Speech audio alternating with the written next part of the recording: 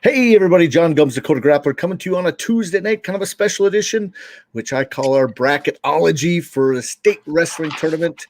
Decided to put something out there so we can look at the brackets, everybody. We're going to look at the Class B first. We're going to look at Class A, and if we have any new news. I did put some new stuff today on Dakota Grappler about the South Dakota State Wrestling Tournament, a schedule, and then also it mentioned the number of girls in the South Dakota State Wrestling Tournament, which was kind of cool. They divided it into two different divisions in South Dakota, Class A and Class B, and not just one, which is kind of cool. And they've got about, I think it said 49 girls in Class A and 41 or something in Class B, 7 weight classes in Class A and 6 weight classes in Class B. And so it's going to be kind of cool there. And they're a week away from that. And so I think that's going to be really exciting for South Dakota, having it the same time as what's happening there for the South Dakota State Tournament in Rapid City this year. So that should be exciting. But our focus today is on the North Dakota brackets. Bill, he's ready to go, I believe. He's going to be my specialist in Class B, but I've looked at it all. And I'm no specialist, but we'll talk a little bit about some of the returning state placers.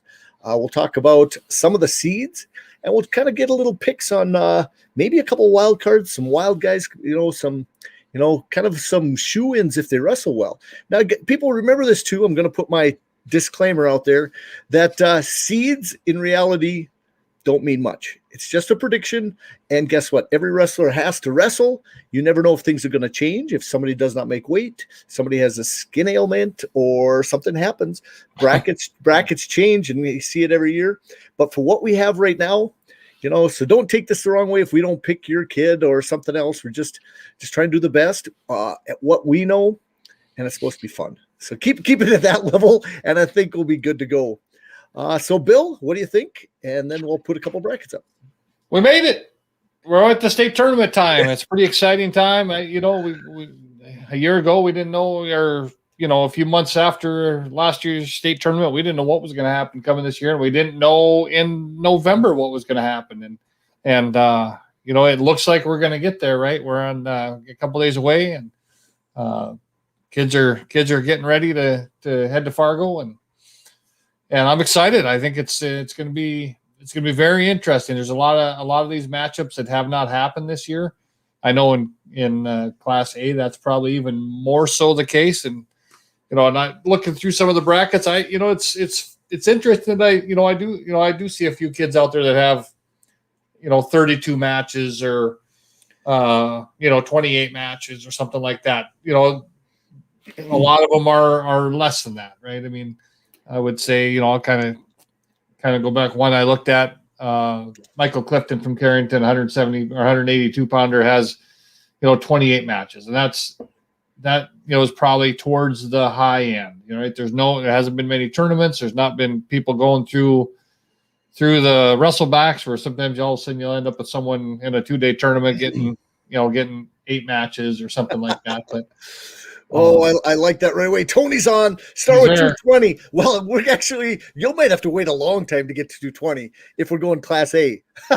Because we're going to start with Class B, Tony, not to hurt your feelings, but we're going to do that. And if you want to get on, Tony, I tell you what, we put a little link on the bottom that if we have special guests that are out there watching this and have some insight, because honestly, I have not got to see the East wrestle at all, and you have a little bit more insight than I do there, Tony.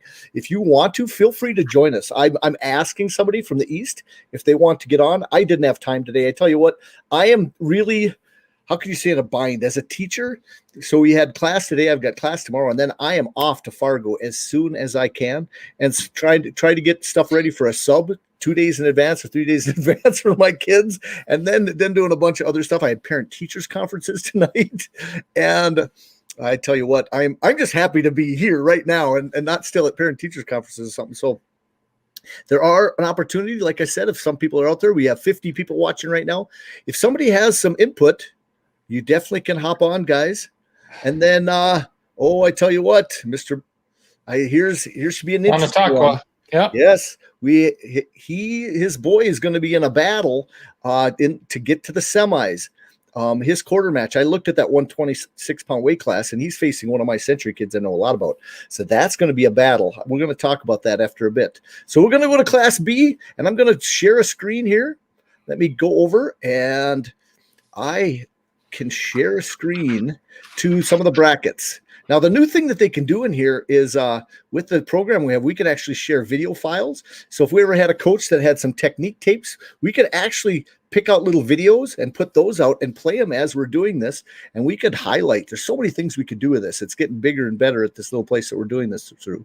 So let's screen share. And I am going to pick out my tab that I want and going to open up this. So hopefully that pops up there for you guys. Go over and take a peek to make sure it's there. Then I'm going to go full screen so you don't have to see Bill in my face. And not that it makes the bracket much bigger, but again, it's back to that point where Bill and I have faces for radio. Right. So we'll give you a biggest screen as possible here to see the brackets. And again, if somebody wants to pop on, there is a link over both on the Facebook page and over on YouTube. If you want to join us, we got 50-some people watching. Feel free, guys, to hop in there. Okay. So now here's the very first weight class for Class B 106. And I tell you what, there is some talent in this class. And this is one place where New Salem can make some headway to being in that top or a push for a state championship. Right now, I am picking one of the strongest 106-pounders I've seen in a while and one of the harder workers, and that's Wyatt Ingwich right off the top from New Salem Almont. He's a junior and undefeated on the year and has actually got some pretty big wins. And you'll notice with these 32-man brackets, in my opinion, that first round match is kind of going to get you on a roll. If you can get a pin and advancement, that's 4 points in that first round versus if you get a bye into the next round, you got no points. You get, unless you win that match, then you get an advancement point. You get no points if you're sitting ahead. So that like Awander, they're from Oaks, getting a bye into that match, really it's very disadvantage for Oaks in that situation, because if Ingwich wins, that advancement to that round is not given. There's no point for that to get to that point. So it's kind of a 4-point advantage for anybody in that first round matches. And I was going to total some of them up for some of the teams, how many first round matches Lisbon has versus, the New Salems, the South Borders, the Velva, the Pembina County North, the Carringtons, and kind of match those up. And maybe that's something we keep track of as we go through this. Yeah. I know when I kind of looked through, a lot of the Carrington kids, and there's not very many buys in that first round for Carrington, and I think I probably saw the same thing on the Lisbon side, but it'll be interesting. There's you would guess that every year that first round there's a lot of pins, so you would have to believe that this year with one more round there we may see some that round may go quickly. Right. And here's another thing. If people don't notice this, you're going to notice when there's buys in a bracket. Now, it's a 32-man bracket. What they do is they count the total number of guys, and then they space out the buys. So they will go, let's say there's 4 in this first bracket, and they went into each quarter of the bracket. So you have one buy. They're not in the same bracket. So you go in the first quarter of the bracket, the second quarter of the bracket, third quarter, and fourth quarter, and then they randomly draw where that buy is going to go. And then after they seeded the 12, they seed the 12, and then they put the buys in. After the buys, then they randomly draw everybody else in. So you could fall into a good spot or you could fall into a bad spot. It's not the luck of the draw. I had a question asked to me just actually earlier today by another teacher asking why don't the 1, 2, 3, 4 seeds get buys? And I said the coaches don't want that. It's a disadvantage for your best wrestlers, if you're going especially for a team title, to miss that first round match. It's a huge point advantage. I remember going back to when Century, this is when they won a state championship basically with 7 wrestlers. And you'll have to go back and we'll have to ask Ken Gabriel sometime. But he had all opening round matches. And there used to be buys in the Class A. You used to have a 16-man bracket, but only 12 would qualify. And so at the 12 qualifying, there would be opening round buys. And then now they qualify up to, they get the 16-man bracket. Kind of interesting too there. And so those first round matches make a huge difference. So what do you see right away in this bracket? Well, it's just, 106 pounders are always very interesting, right? Some of these kids have been, it's their first year in the lineup. Some of them, we've been watching them grow up and and kind of starting to fill into this big 106-pound weight. And so it's kind of, I mean, I look at a couple, right? Cruiser Burns last year was nowhere. I don't think he was anywhere near 106 pounds. Trace Hogarth from Carrington's never been. I mean, he is. Now he's kind of a full size 106 pounder. So, Sawyer Owens is just a 7th grader. I'll guarantee he's just fitting into that weight. He's got 16 wins and only 2 losses. Yeah. So it's interesting. One thing I'll tell you, that stood out to me is, Trace's Hogarth from Carrington is seeded 4th, so he got put in the top half of that bracket. So we should, if everything works out the way it's penciled, right? We got a Hogarth Engwick semifinal, which I think will be a really good match, to be honest with you. And but that number 2 seed down there, Taylor Wayner from Bowman County Beach. Yep. Trace wrestled him earlier in the year and went and beat him 12-4. So Trace has got I think 3 losses on the year. One of them's to a kid that's up at 113 pounds. One of them was to Coy Griebel, and then one of them was to the 3 seed. So it's weird how that all shook out. And so the 3 seed probably lost to Warner. Yeah, and so it ends up being a 3-way, right, in that situation. So you got to look at who Anderson's losses are. And maybe Trace got kind of the raw end of the deal there, or probably the short end of the stick. You start drawing straws almost. Right. Yep. Yeah. Rock, paper, scissors. Yeah, exactly. Yep. So I don't know. I don't. Well, there's two other things I look at when I look at these smaller weights as I start looking at grades. As much as you might have a 7th grade stud, but you find a junior or senior, there's a little strength factor that comes on, and a little more experience. That Jace Anderson from Killdeer is a junior, right? And he's had to face Ingwich all year. You start looking at those tough matches that he's had to put in, and he's faced Hogarth, and so you look at that whole thing. That could be very interesting semifinal match there too, if it gets that far. I tell you what, one of my wild cards is the Velva Kid, the 6th seed. He's got a lot of wins. He's got 34 matches, right? And so we'll have to see how that 6-3 matchup. Every year, you see a 6 beat a 3, and you also usually somewhere in the mix that 6-3 is the toughest one. There's usually one upset at one of the weight classes where a 7 beats a 2. Very rare that a 8 or something beats a 1, but it happens, So it's interesting. I went through. Now this is about 3 years ago. I did a Class A comparison on the number of seeded kids, and in Class A was way different than Class B. I should almost try to find my stats, but it was about 90, almost 90. It was 80, about 89% that year of the seeded wrestlers placed. And only 11%, that's Class A. But in Class B, it dropped down to about 71 or 72% of the seeded wrestlers placed. So if you're not seeded, that gives you a shot. But I tell you what, if you're seeded, you prove it throughout the year, and that's why you're seeded. But I tell you what, it becomes very interesting. Yeah. And I know we could spend a lot of time at some of these brackets, but I think, if we're going to do this right, we're probably only going to get to spend 2-3 minutes a bracket here. Absolutely. Or we'd be here for about 10 hours talking about this stuff.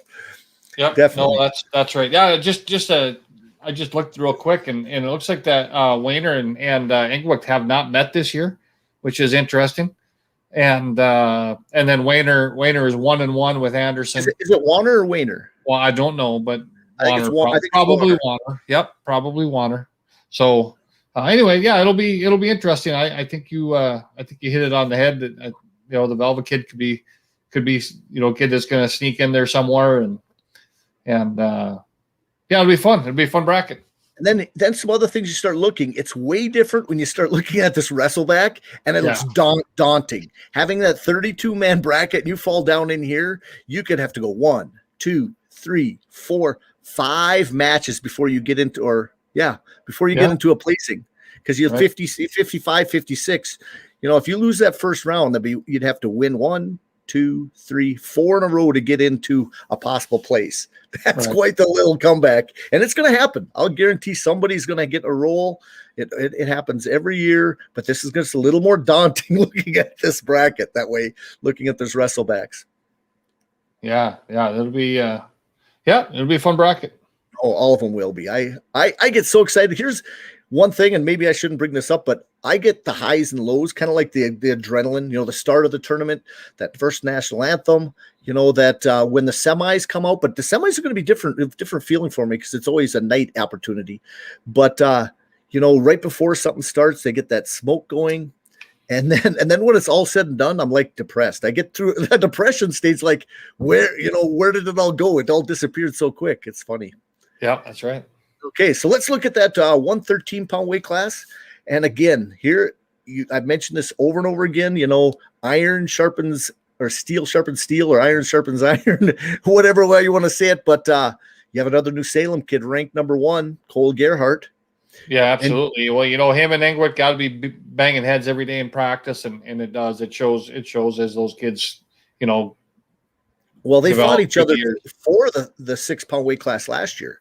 Right. And Gerhardt actually had to move up into wrestle 13.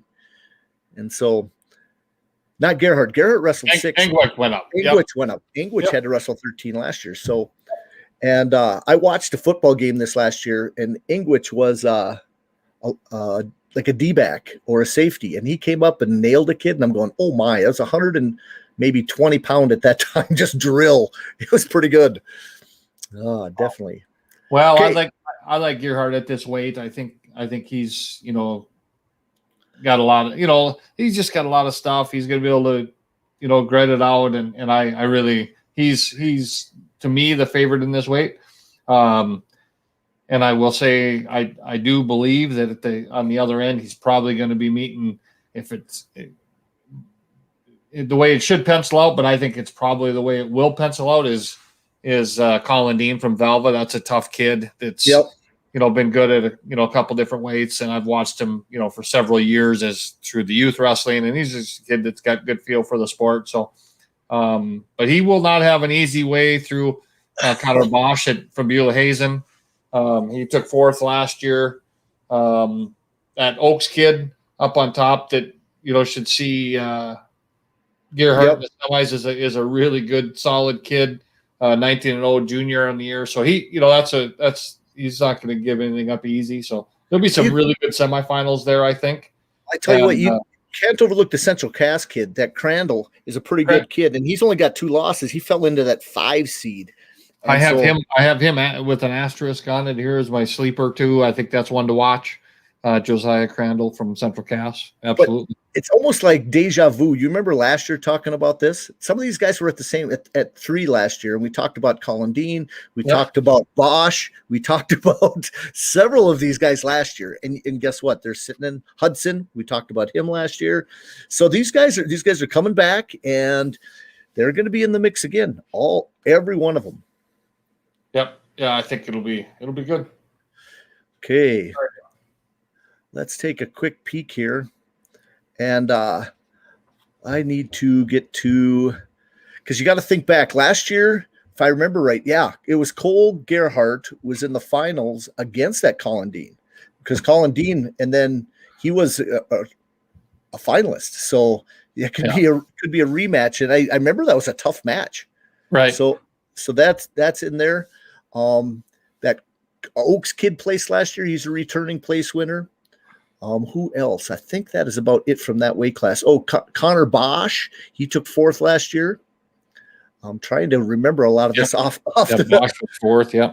Wyatt Engwick took 5th last year at 13. At 13, But he's down at 6, so he's going to be tough there. And that Crandall, he had placed 8th last year for Central Cass. Okay. Going back to that. So other people that let me take a quick peek if there's anybody else in that bracket that I saw that had placed last year. No, I think that is about it. But if I missed somebody, I do apologize. I did mention Gunner from Delax Burlington. His brother wrestled in the Minot versus Matt Pack matchup last night. So yep, he said his favorite wrestler was his brother. His brother got the 10 seed sitting on the bottom side. So okay, so let's move on to 120.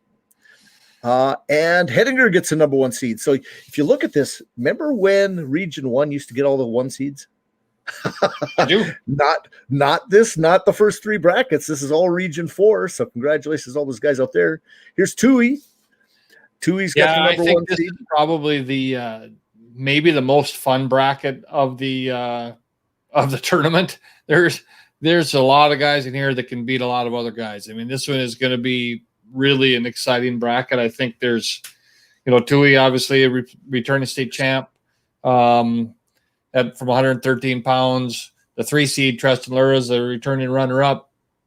As a 3 seed, he's got it shows 25-1, but he's got, I think he lost another match under the Valley City kid, but his only loss in Class B all year is to Blaise Renke from Lisbon, who's got a couple other got 3 losses.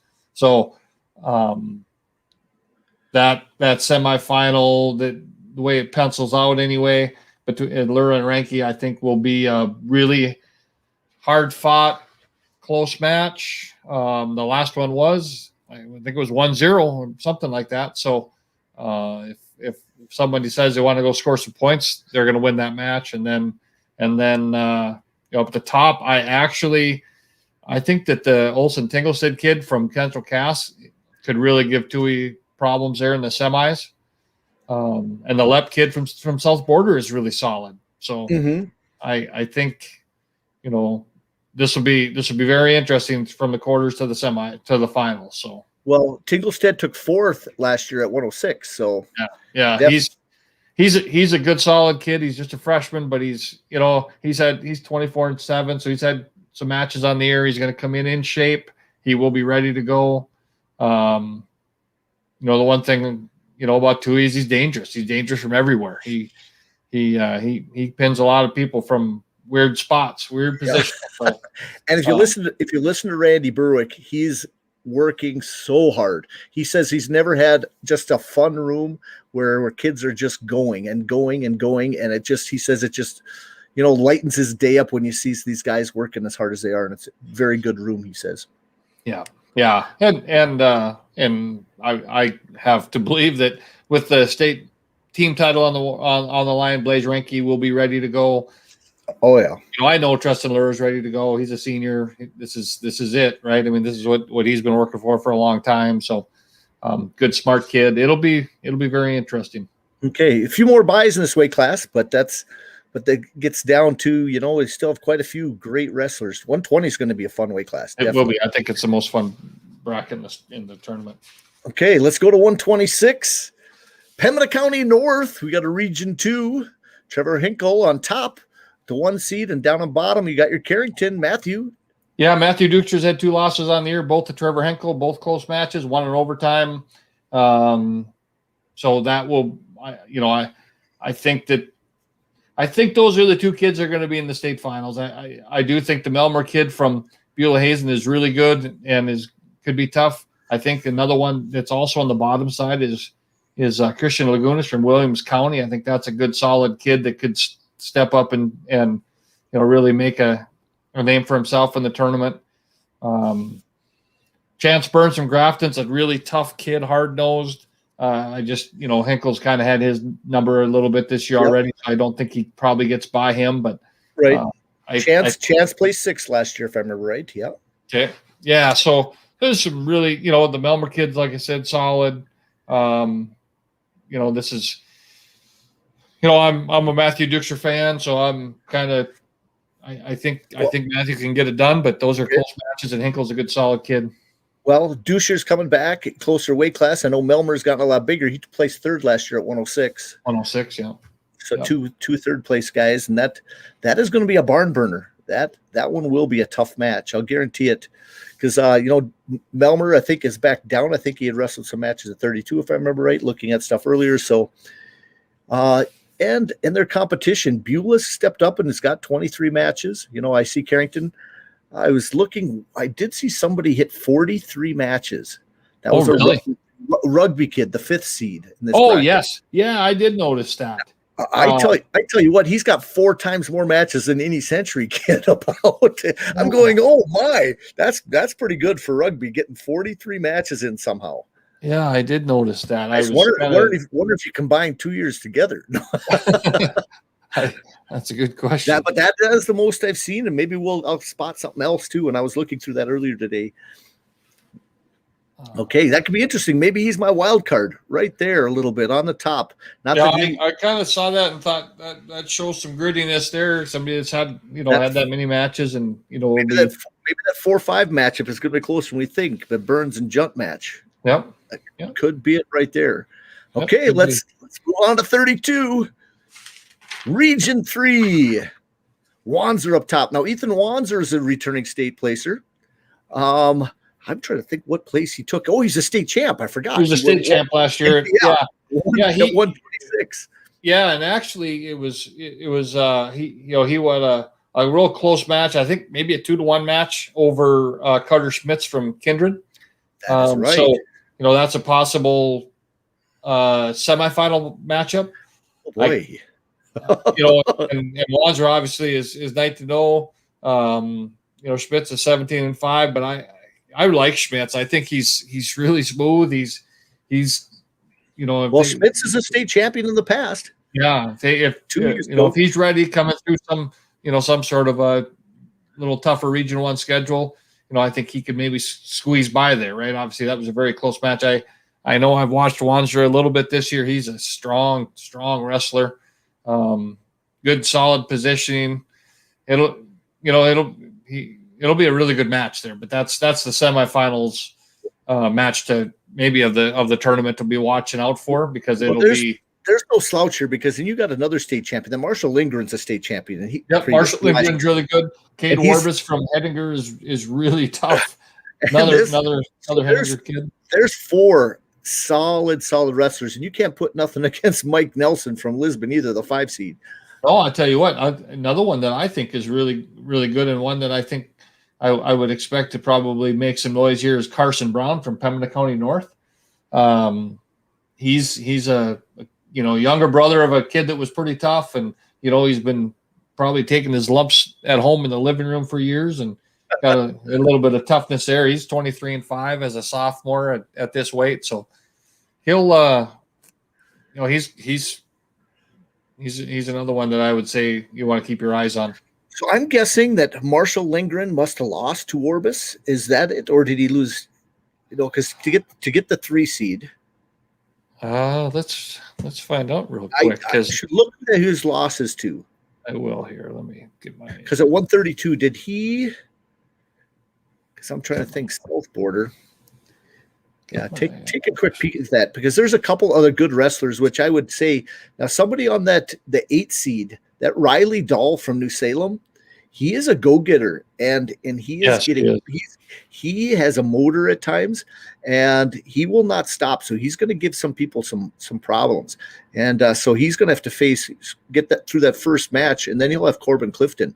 That 8-9 matchup, that is going to be huge, because that puts you into the quarters, against the 1 seed, but that quarter spot drops back, and it's the easier place to place if you're in that spot, because you have to beat probably at the worst a 7 seed coming out of the other side, unless the 7 seed upsets somebody. Awesome. Got somebody popping in here, maybe. Oh, that's Bill coming back. Yeah, I just my whole browser just crashed on me here. I was going to mention, we've been having not at my house, but in the area, we've had some of these power outage things, these rolling blackouts. So I was going to say, if something happens, that could be it, but that's not what happened now. I just had he lost to Warbus, it says. Somebody put on the other side. Okay. Someone posted there? Yep. Oh, okay. Gerald Jacob, come on. Oh, great. Thanks, Jared. No, that does make a difference. Sometimes it takes a little while to get through track to see some of that. And then some other people. I like some of the comments that coming on there. That's going across there. Good job. I like Michael Solly. Now, not sure how old you are, if you're young or the dad, or if that's your kid. But I tell you what, I like some of your comments. You're going to show what happens. I like the opinions. The 130, he said, the Stanley's 132-pound kid, watch out. He should have beat Wanzer in the region finals. Okay. That's the Myers kid, right? Yeah, that's a good, solid kid. Yeah. And then it says pinned in the Linton tournament. That's where it comes about. See, here's what's the most interesting thing. This is the least amount of Class B wrestling I've ever watched in a season. So I'm kind of actually going through results only because, this not having tournaments. And so all of Century's duels were put on Saturdays where I usually go to tournaments. Right. And so, or at least pop in somewhere. And so it's really odd. So that you guys, if you see me at the state wrestling tournament, if I look any different, that's still me. Okay. It's weird to me, not going to Linton, not going to rugby. It's a strange year. Okay. So 132 is that I like it. I tell you what, when you start putting, because you have 4 potential state champs here all in one bracket, what can get any better than that? That's pretty good, except for 120. Is that 126? Yeah. Okay, moving on to 138. Velva. Again, we don't have a number 1 seed out of Region 1 yet. Velva but we got a really tough kid in Gunnar Mogan, obviously, 29-1, got the pedigree, got a father's a state champ, got a brother's a state champ. So that's all. He's cousins and relatives and everybody else. Yep. No, and tough kid. I know he's solid. He's good. He's had a good year. Now I'm going to say the same thing I said last year. Gus Bomback is my wrestler to watch at this weight. I do think that semifinal between Bomback and Deutsch is another one that's going to be fire. I got a big asterisk there. I will not miss that match. I'll be close. If you're looking for me, if you disappear, that's where I know you're at. Look close to look near that mat. I will be there watching. So, but there's Jake Deutsch obviously is really good. Jake the Snake is my underdog right and he there. comes in as a 6 seed. 14-1. Which he cleaned house for so many years over Class A. That is a dangerous. How he ended up as a 6 seed. That 3 seed Hudson is a great wrestler. Yep. And that is going to be a match you could watch. Boy, that bottom side of the bracket is loaded when you add Deutsch on that side. Because Maverick Ford in the past has been tough. He got a 10 seed, but he only has 8 matches in on the season. I don't know if there was something going on there. But he was in the mix last year. I remember as the year went on. And so. Yeah, Michael Soley says Mogan's only loss on the year was to Jake Deutsch. I thought that was the case. So, yeah, you got the number 1 seed's only loss of the year is to the 6 seed. And and he's only got 1 loss himself. Who did he lose to? I'm going to find that out. My computer isn't crashing again when I have to try to find some information, but I think I do know that. I might be able to find that too quicker than you, but no, I can't. Central Cast. If somebody else knows right away on that one, feel free to make the comment. We'll check that out. But I am going to. I kind of think he lost. I may have even been to some. Oh boy, that's a good question. It won't take me long here. I'm already going. I'm in the seasons in North Dakota here and going to Central Cast. So I'm flying. Computer's working well tonight so far. That's good. Knock on wood. I've had that happen before where I've gone, what the heck? Okay, so now I'm at teams. I'm at Central Cast. Let's take a quick peek and then get to the wrestlers. If you guys don't have an opportunity, you can actually do this yourself. You don't need a special membership sometimes. If you're looking at stuff, I could go through that, but I'm going right now to matches and then picking out Jake right now. So I'm waiting for the matches to pop up. And then I get my list of wrestlers and Jake Deutsch, where he is right there. Okay, got to it. It's going to pop up. And the only place he is not on the winning side. Let's take. We lost to Caruth. Caruth from Edgeley. See, I kind of had a 13-5. I had him circled. He is he's pretty dang good. He's 21-2 as a freshman. There you go. Kelly Haas says that Caruth. Yeah, Caruth beat Deutsch. So Caruth took 5th last year at 120. Yeah, he's solid. And I'm gonna throw out a wild card here. I mean, this is a good weight, but Trevor Hogarth at 18-7, he's a senior. He didn't actually wrestle last year, but he's got a lot of wrestling in over the last 12 years. And he's been a little bit up and down. He started the season at 152 pounds. He's looked really good at times. He's looked not as good at times. And he actually had a barn burner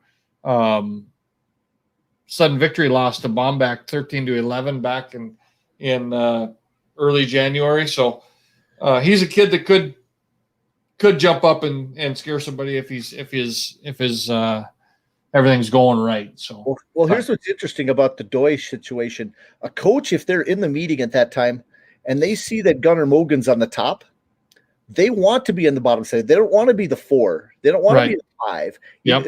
And so being the 6, if you can't be the 3, the 6 is the best spot to be on the bottom side.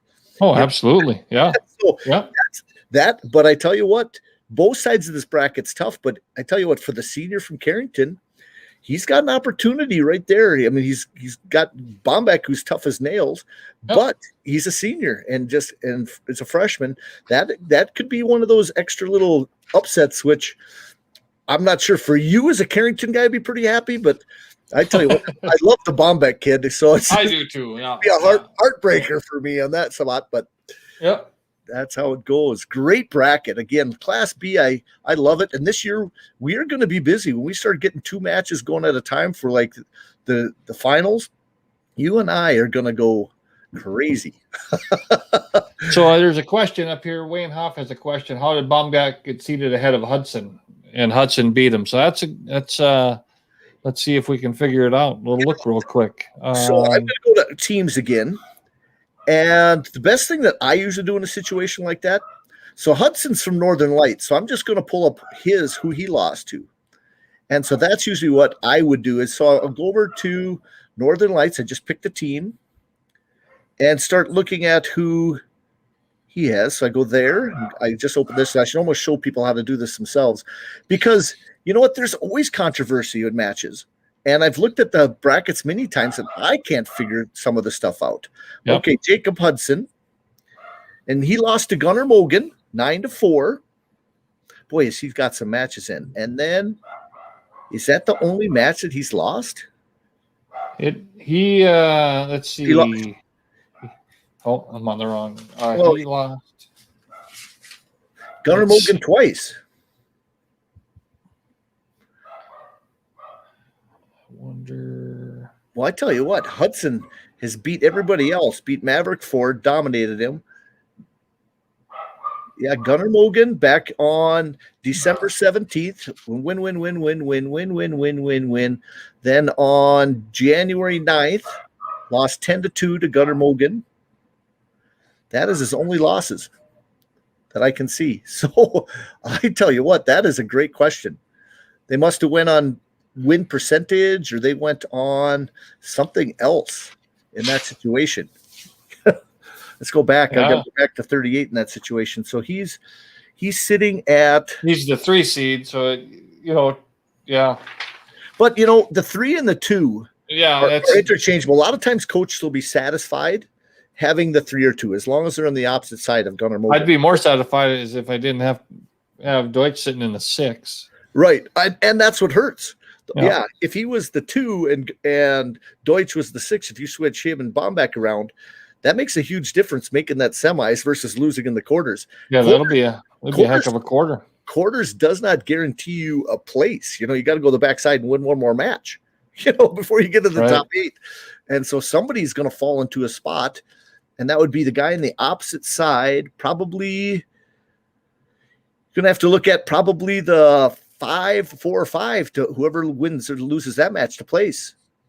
The 4 or 5 seeds who face each other in the quarters there. So you're looking at Riley, Odin, or Caruth to find a way to place out of those. So somebody out of that mix is going to be upset there because that's how it falls back into the brackets, if you understand how that works. Okay, let's go to 45 because that, I tell you what, always there'll be some tears at the state wrestling tournament. If you guys don't know that, you've been around wrestling enough, but there'll be a lot of tears of joy too. Okay, Carrington, here's a 1 seed, got Brecken. Brecken Lurs had a good season. He hasn't lost anybody in Class B. He did have a One matchup with Jace Horgan. Jace Horgan's 27-1. His only loss was to Brecken.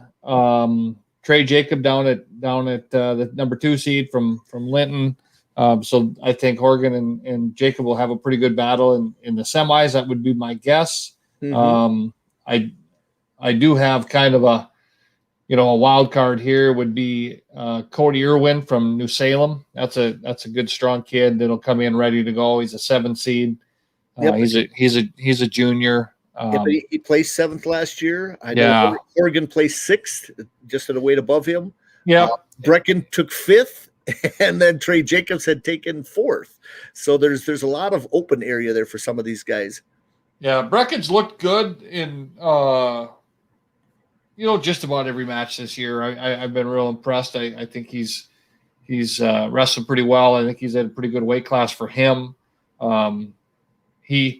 He wrestled Shockley, the 4 seed, earlier in the year, beat him, I think, 9-0. So, he's going to come in with some confidence, and that's obviously always a big part this time of year too. So I look for Brecken to get to the finals and hopefully be able to get it done. David Rao, so true.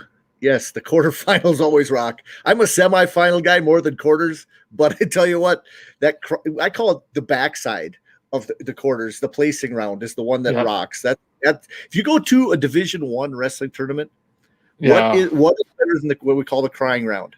Yeah, the blood round. Absolutely. Yep. The blood round. That is one where I've seen some of the best matches at the D1s that I can't even take them out of my memory on how it was nonstop. Just action, and loved it.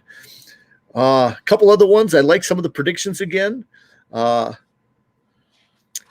With some kids only having 5 or less matches and getting seeds doesn't make sense. Well, he's talking Class A, I think, in that situation, but we'll talk about the Class A when it gets here. Way different situation when it comes to seeds in Class A versus Class B.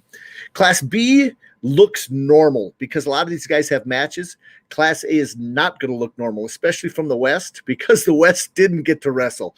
This is their first tournament of the year, first opportunity to wrestle more than 2 matches in a day for a lot of the guys in Class A, especially in the West. In the East, they got to wrestle in some one-day tournaments and a lot more matches. And so I tell you what, as dominant as the West has been in the past, this is an opportunity for the East to show that they're in better condition. We'll have to see how that goes. Yes. So let's look a little bit deeper here in at 145. I wanted to, you mentioned Jace Horgan. I just wanted to mention one other wrestler that I had starred. Where is he at that I was looking at? I think it was a senior from Lisbon. Okay, the senior from Lisbon sitting up in the 9 seed. He must have wrestled. How did he do against Lura? I was wondering earlier this year.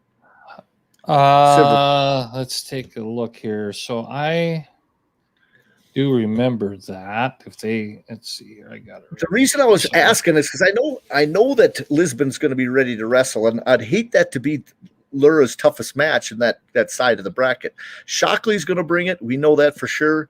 Brecken beat him the one time 9-3 in December. I don't know if they wrestled more than one. And then he beat him 10-2 at the Storehog. So both are pretty good matches. I mean, he did put him away, but he definitely is in the matches I'm seeing. I like your little star of Irwin there. Okay, so let's go down to 52.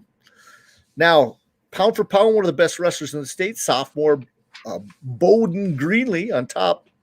Yeah, I would say pound for pound in Class B, at least the best wrestler in the state. I think this is a Bowden Greenlee next topic, but there's a lot of other wrestlers in this bracket we should give some talk to. I think Cale Ibach from the Lex Burlington is very, very solid. 31-2 as a sophomore. He's got a good strong future as long as he doesn't stay in the same bracket as Bowden Greenlee every year. But if he's got the right kind of attitude, he's you set that as your target, right?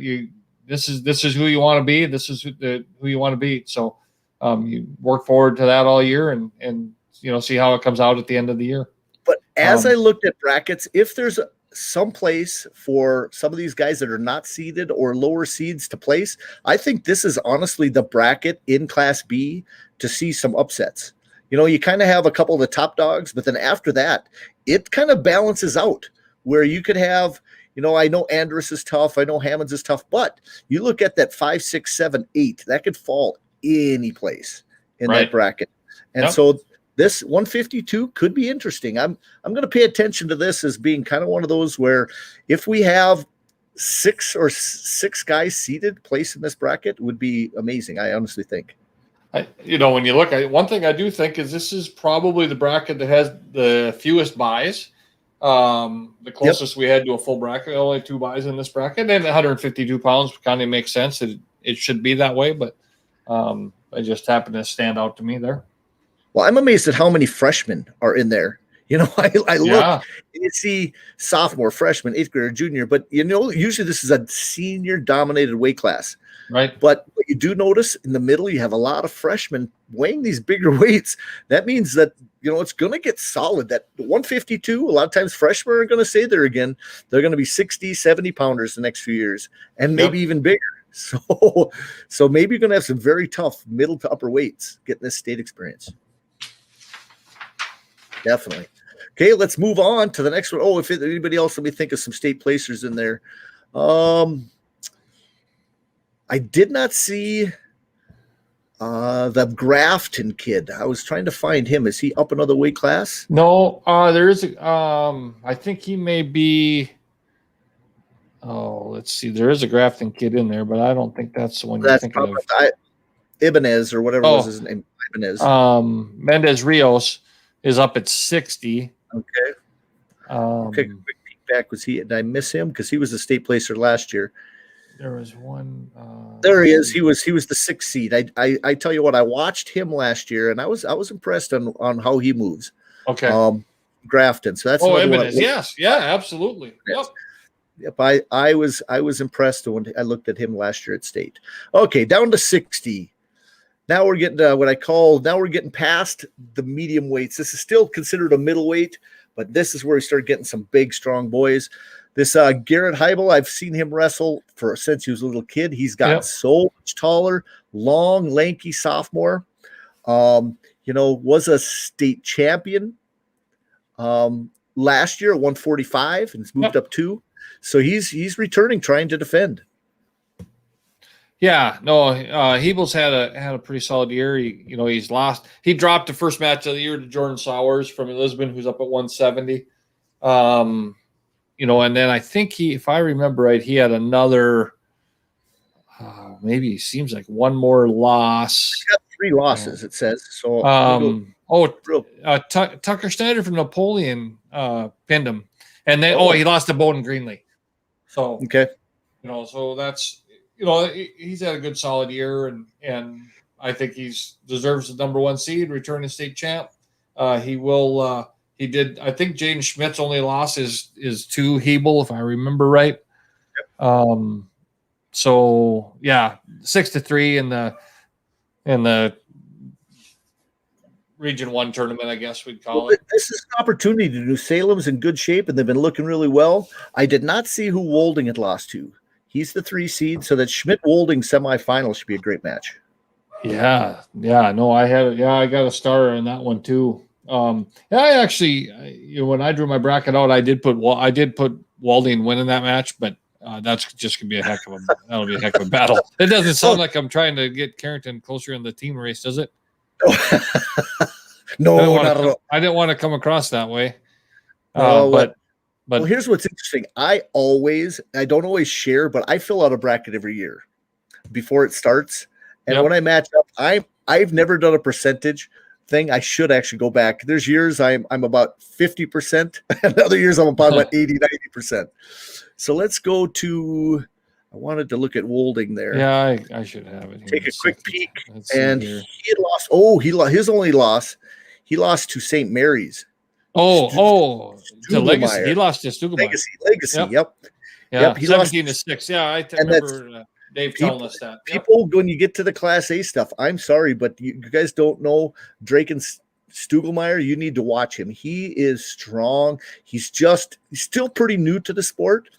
I would say he hasn't been wrestling, 4 years, but he is good, and he's going to be a mix in class. he could make the semis on 160, and we'll talk about that later on here. Yeah, so that's his loss. So that makes that bracket kind of interesting, him having the 3 seed with his only loss. Yep. So he's on the opposite side of Lamore, but that semifinal match is going to be a good one.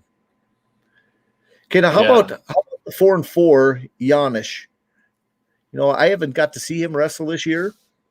Yeah, I was kind of curious. When I looked at that, obviously nobody's got to see him wrestle very much this year. He's got 8 matches, and I don't know. He's been a good kid. So I assume can tell us exactly what they see there. I'm gonna take a quick peek at what he's wrestled this year. Take a look. Let's see here. He okay, now I'm at the wrestler. Here we go. Okay, Janis. Okay, he has. Okay, Brendan Palmer beat him, and then Max Cunningham beat him, and then he beat Harvey. He beat Richter, which is a good win, and then he beat Ghani from Bowman, but then he lost to Hammonds, lost to Harvey, and beat Isaac Nelson. I don't know how he got that 4 seed. That one surprises me. Why the heck would he have the 4 seed? Because the guys that he lost to in Class A are not seeded.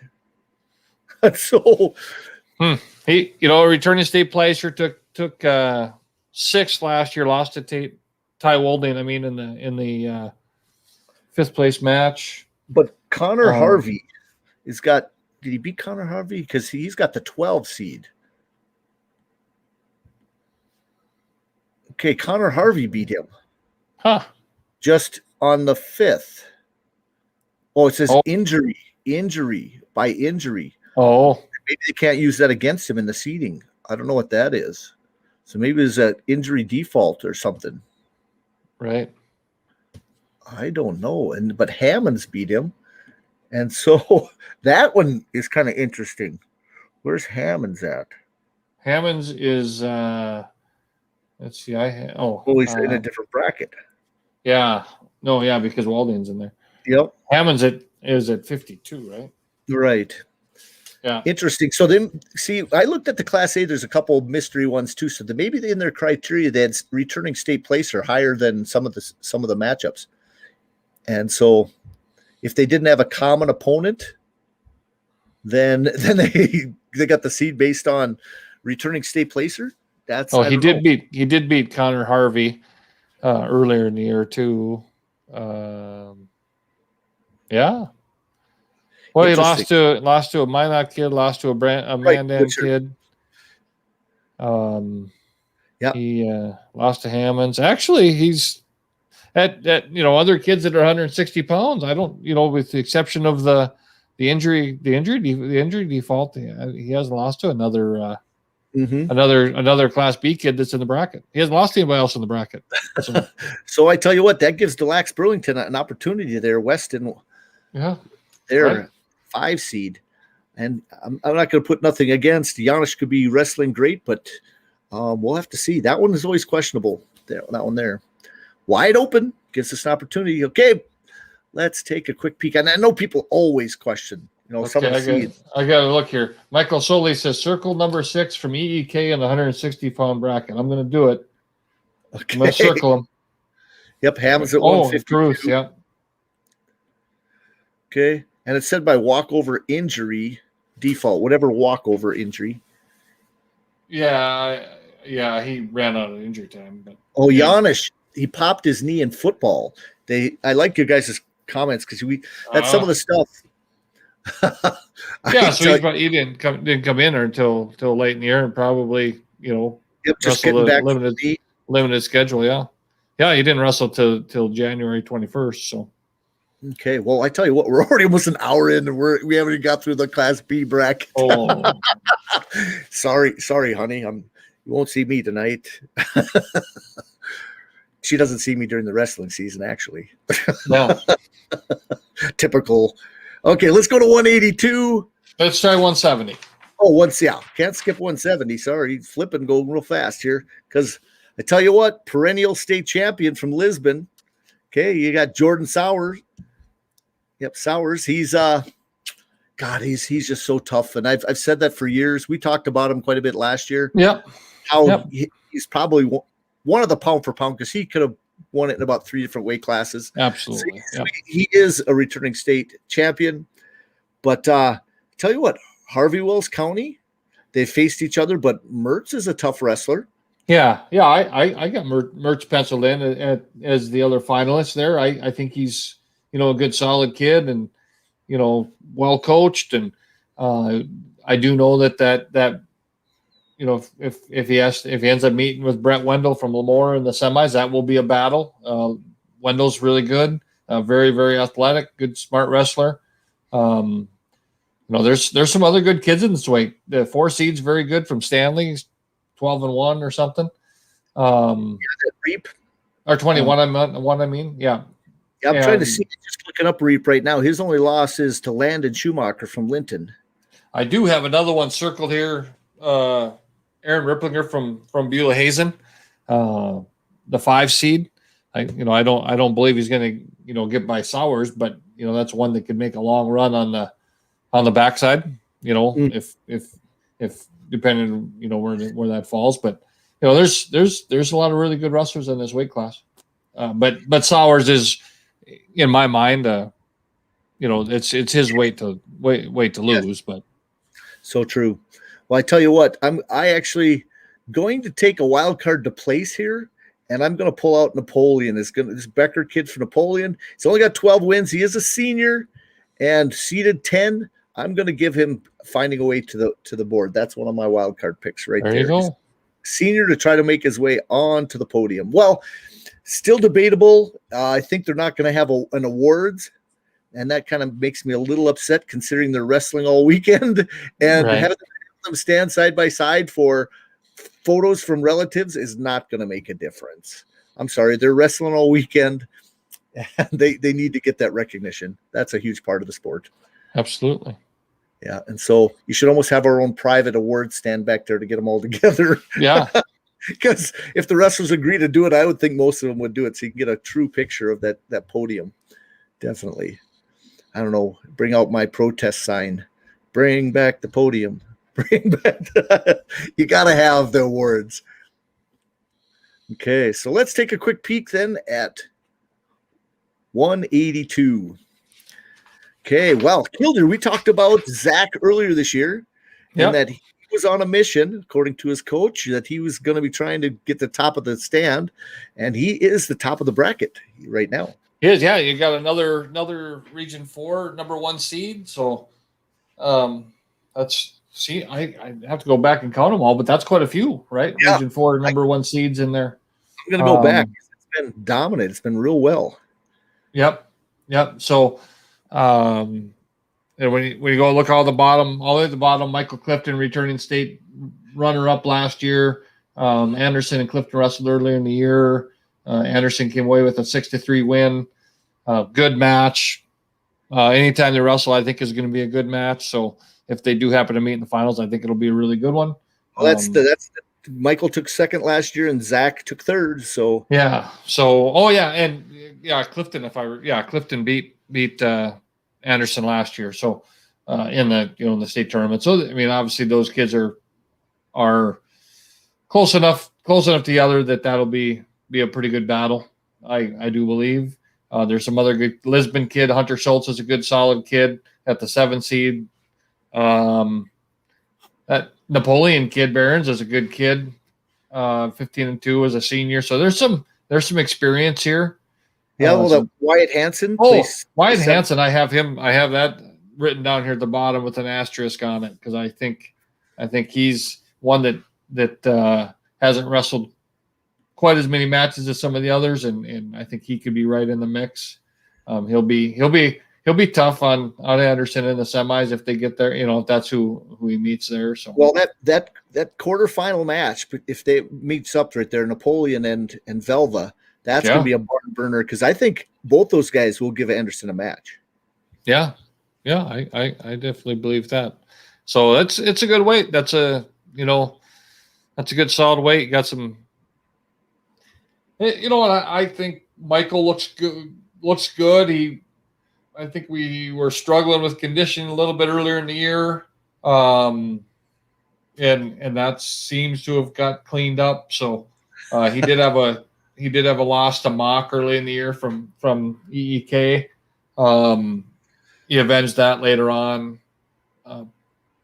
So that's one there that actually, if Mock could make it, he's a 6 seed and he could make it to the semifinals there. Mm-hmm. He'd have to get by the Henniger kid, and but that's just a weird matchup, So big strong kid, moves good. You can't put yourself in bad spots, or you get kind of run over. So right, we can't count out Peckus from Henniger. Oh no. No. He's just a sophomore, so he hasn't had that experience. He's not a returning state placer, but I think that Randy will have him ready. Oh yeah, absolutely. Yep. But I tell you what, Mock and that's a good quarterfinal match. Mock and Peckus will be a heck of a good match there too. Yep. No, it will. Let's see who was. Did I miss somebody here? No, I was just trying to think of who else. So Anderson. I'm trying to. Ashton Peterson. Yeah, Ashton Peterson from South Borders up at 220. He started the season at 182. That's not your typical route. That's usually not the case, but growth pattern. He made real spurt this year because the buffets haven't been open. I don't know. Oh, maybe they're open in on the Canadian border.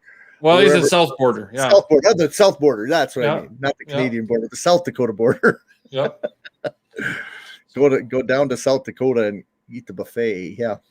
Okay, looking at 195, we've got a South Border boy, number 1 seed, undefeated, Nathan Sauer. He's another one. He's another one that I think falls into the same category as Bowden Greenlee and Jordan Sauers. I think he's been pretty dominant, going to be dominant. But he was a finalist last year. Yes, and I will say that Bryce Selzer from Velva is one that could give someone fits, athletic, strong, long. Mm-hmm. So that'll be they got him seated right, Right. That Avery Dick from Lisbon is very, very good, kind of crafty, good wrestler. He's 21-2, so there's another good. It's one of those things that you surprise. Some of them get to the bigger weights, and you see that these guys mature at a different level. All of a sudden, the juniors and seniors, they start dominating on the football field and they start dominating on the mat. They've kind of been outshadowed or anything like that from other big wrestlers in the state, and so now they get their opportunity. Yeah, I do. I was just looking here a little bit of results, and I see that Sauer did pin Sells earlier in the year. So in a minute 34, he beat Avery Dick 10-1. So I mean, he's been dominant, and I knew he had been. I just he's tough. He's strong, and even the he beat the Oaks kid 23-8, so he can score some points, and he's a good wrestler. He's one that we're gonna probably see wrestle at the next level. So those are always ones I'm looking for. And so then David Rao asked, they're afraid of the fans, letting fans crowd in front of the podium. Well, guess what? If you put them on the podium and you have it close to the stands so people are up above, there's ways to get it done so not everybody's down on the floor. Before they kind of had that little file down to the floor and take pictures, there's ways to get it done. So you line the podium up to the stands, and then you got a whole area up top, because it's going to be packed in the stands anyway. It's not like the seating is going to be much different. They're going to be a long way from the mat. You never know. I did get a text from somebody saying, hey, I think they're going to be changing a few brackets. Well, it says that they said the coaches are going to review them again. Well, once they put them out, the state is not going to let them change. Usually you let it go the way it is. It's very rare that the state, now the coaches might want to get them to change. But it doesn't always work that way. You had your chance. And once they finalize them, I've never, unless there's an injury or a default or a change somewhere in there, that they allow it to change once it's been posted by the state. And so some people are saying that. Here's Michael Soley is correct. There's 18 buys in here. One of them could place. Yeah, Billy Bye could place at 195. I like that. Yep, very good. But it's, you get 195 is always an interesting weight class. Every year you find somebody to work their way in there in place, that it's a senior, gets their opportunity. And this is one of those, again, you might see that. Even though you see a few freshmen, you see a few sophomores in there. A 7th grader way up on top from Larimore. Okay, he doesn't have any wins, but he gets to wrestle. There we go. Gotta like that. Okay, going up to 220.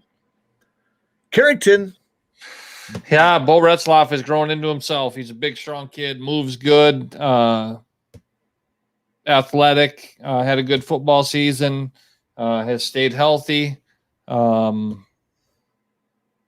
has kind of he's got confidence on his feet, which he hasn't always had. He's been pretty dominant. 23-0. I would have to look, but I think we're probably, that's a lot of pins. Mm-hmm. He's good. He looks good. I mean, he's looking great. He's been around the sport a long time. I've coached him since he was through his pit crew years, and he's one that as a hometown guy, you like to see, get it put all together. So I'm trying to look here. I don't know. Yeah, he must have wrestled the Pembina County North kid who's only got one loss. Yeah, he pinned him. Okay.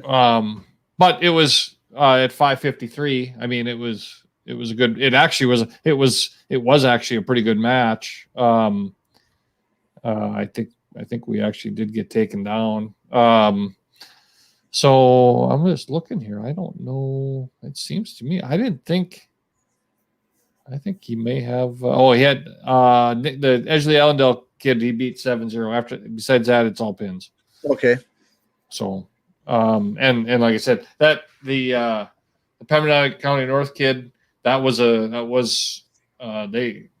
actually a pretty good match, and then Bo pinned him right towards the end of the match. So okay, because I look at that top side of the bracket, and I don't know the kids very well, but the kid from Bowman County Beach there, he's 24-3, sophomore, and the 5 seed Jesperson can never underestimated Jesperson out of Velva. No, they scare me.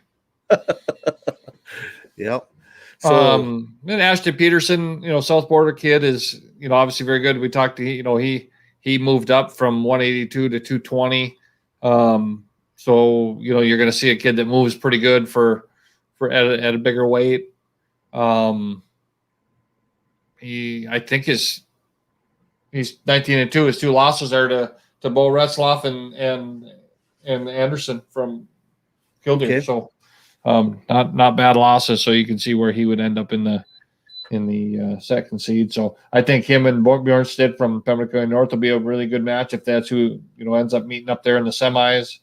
I'm trying to think of who else in here. Jesperson, I guess, is one I had an asterisk around. So okay. Well, sounds good. Let's go up to the big boys, 285. And you got Velva sitting up at the 1 seed. Got Nick Hodges, who's been around for a while. He's had some wins over the last few years that have been pretty dominant. Kind of surprises me that it must be the place-wise from last year that New Salem did not get the 1 seed here. I thought for sure AJ hadn't lost on the year. And so we look at that, must go back to state placers. Nick Hodges last year took 3rd at heavyweight, and Hines had took 7th. So I'm thinking that their consideration for places is a little higher than what they've done in the past. And this is some of the seeds are done by track wrestling.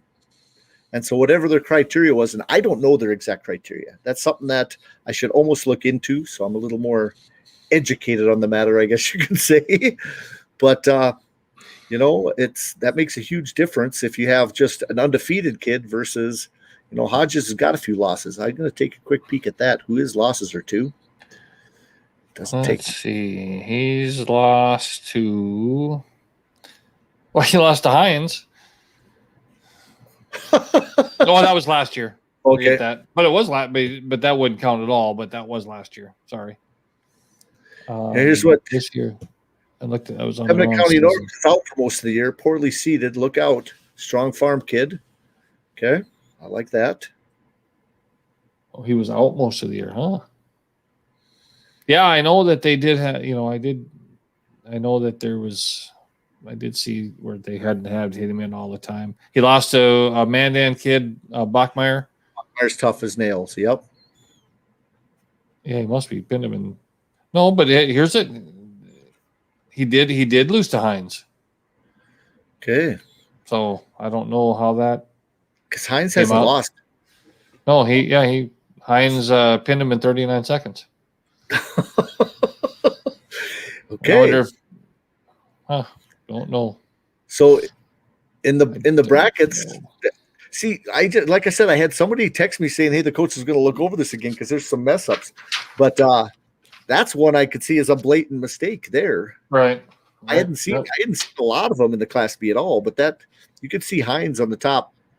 1 and 2, they always say, "Oh, it doesn't matter," but guess what? It does in certain circumstances. Going to 8 versus a 7 or a 4 versus. The Lisbon kid is 17-0 at the 4 seed, so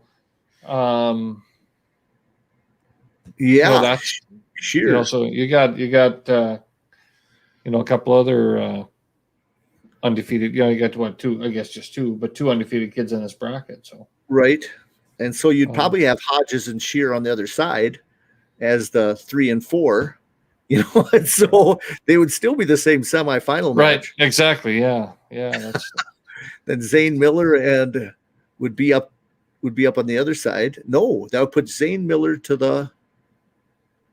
Now Zane Miller fits in there somehow with a 3. That bracket kind of messes me up a little bit.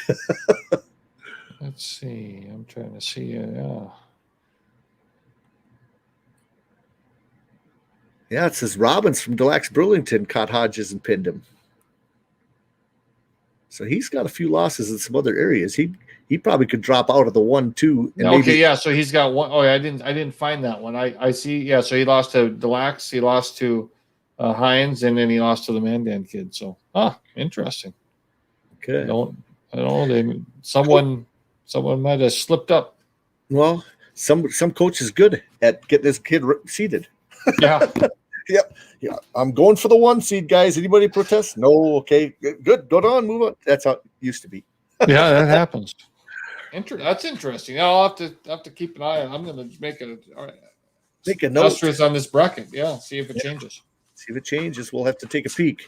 Well, I am going to now take us to the Class A brackets. So guys. I have one question before we move on. I know you have your spreadsheet where you put in seeds and places, and did you do that in Class B at all? I did not. I just did pretty much the Class A. Yep. And I could work out the points. I was planning on doing that, but I got so busy today. In fact, I might stay up tonight to do the B and just do a total, because I tell you what, it's going to be closer than what people think. I don't think anybody's going to run away with it in the B this year. It's not going to be like, guess what, Friday night, everybody knows kind of what's happening, and the placers just kind of work their way in. It could come down to the finals and it being that close of a matchup where something going back to the year when Lisbon could have won it with Nord. You remember that one? And yes, I do. Nord needed to pin the kid. That was a tough one. Yep. Okay. So have you seen the schedule? Are they starting these weights at 195 pounds by any chance? You know what? I should have looked at where they start the different weights, because you usually draw that. Yeah, and I just know in the brackets, when you drop down the bracket in track now, it starts at 195. I'll bet you that's what it is. Yeah, it just made me kind of curious if that was what they were going to do. So, okay, so I'm going to pull up now the B brackets here. Right? I was just thinking, if it started at 195 and finished at 182 in the finals, and you had Michael Clifton in the finals trying to win a state title for his team, that could really be exciting. Oh, wouldn't that be? We put a little pressure on that kid. I'll tell you what, there's a Clifton coming up that's about a third grader you're going to hear about for a really long time. Oh, good deal. I tell you what, something about those family ties. Yeah. And the younger brother, I see it so many times that they just kind of groom him. And He's got four. There's three older brothers. We got one at 132 pounds, one that's a seventh grader, I think, and then that little guy. And he's mouthy, so I'm sure they beat on him all the time. So he's tough. Okay, let's go here. Open another link. And I'm predictions for individual team champions. We got a question there, Scott Benton. Okay, right now I'm gonna go out on a limb, and I'm gonna say that New Salem is going to win their first state championship by 2 points. And they're gonna win it during the championship. It's gonna be during the finals. They're going to have to get a pin by somebody, and it might be, and I'm not sure. Usually they start with the lowest weights. It could be their heavyweight. Kelly Haas says that Friday they're starting at 160. So we're going to finish at 152. It sounds like to me. So every day. So then the next day, usually on the placing rounds, they start with 106. So, they might just kind of go that maybe. way. Yeah, maybe. I don't know. That'll be. Well, there's only 2 days, so. Yeah, only 2 days. But I would predict that Lisbon. Well, I'll do this. I kind of said New Salem is going to find a way to do it. I just have this weird feeling that it's going to be so tight where you're going to have 5 teams, unless somebody crashes and burns. And those 5 teams will be South Border, Lisbon, New Salem, Pembina County North, and Carrington in the top 5. And then not far out of that is going to be Velva, and then Hettinger as the top 7. But it's going to be interesting, and I'll put them in order once. I'm going to put that spreadsheet together if I feel like I got a lot of energy tonight and have the points. It doesn't take long for me to do that. Michael Soley says if Pembina County North gets 2 in the finals, they'll be up there, and that is probably true. I actually think Carrington has a chance to get 4 kids in the finals, possibly 5. Yep. I think Pembina County North has a chance to take a trophy home. I really do. Yep. And they're going to be in the mix with quite a few guys I looked at where they were kind of at, because Sean Horgan, good friend of mine. So, same with Mitch Greenwood, good friends of mine. And so I kind of was peeking at theirs quite a bit that Region 2 is going to score a lot of points at the state tournament. With those and Central Cass, like I said, they've got some wrestlers who can put some points on the board. I don't know. It's going to be – I'm just excited. It's going to be so close. Let me share the screen again here so we can get the Class A up now. Go to my share screen. I was just looking at it and not thinking I thought I shared it with everybody. I was just going to start talking, but I got to share my screen first. Okay, go there. Class A bracket right here. There we go. Now, there's going to be some interesting things here because I have paid attention to this all year, and I'm going to actually make this a little bit bigger. See if that helps on the screen. Okay, go back to look at my StreamYard. There we go. Nice and big. A little bit bigger. I don't know why I didn't do that last time. You can see it really well here. Now, I tell you what, brackets are crazy in the Class A, and I'm going to make my disclaimer here too. A is way different bracketed this year. You cannot go by seeds because they did not seed it as they did the Class B tournament because there's not enough common matchups. Now, there's very few teams in Class A that got to cross from over one side to the other. Only team that pretty much did is Jamestown had an opportunity to go against Valley City, and Valley City came across and did a few things. But other than that, we don't have the foggiest clue on some of these wrestlers except for past experiences. And a lot of the East schools got about anywhere from 5 to 10 to 12 more matches than the West. So the West had to do something a little bit different with conditioning, especially the Bismarck schools. And it could be crazy because I don't know if some of these guys are ready for 4 matches or 5 or one of these big long weekends and making weight day after day. And so it could be interesting. Okay, so let's look at 106 right away. This is the craziest one I've seen in the whole thing, and I've questioned it since they came out.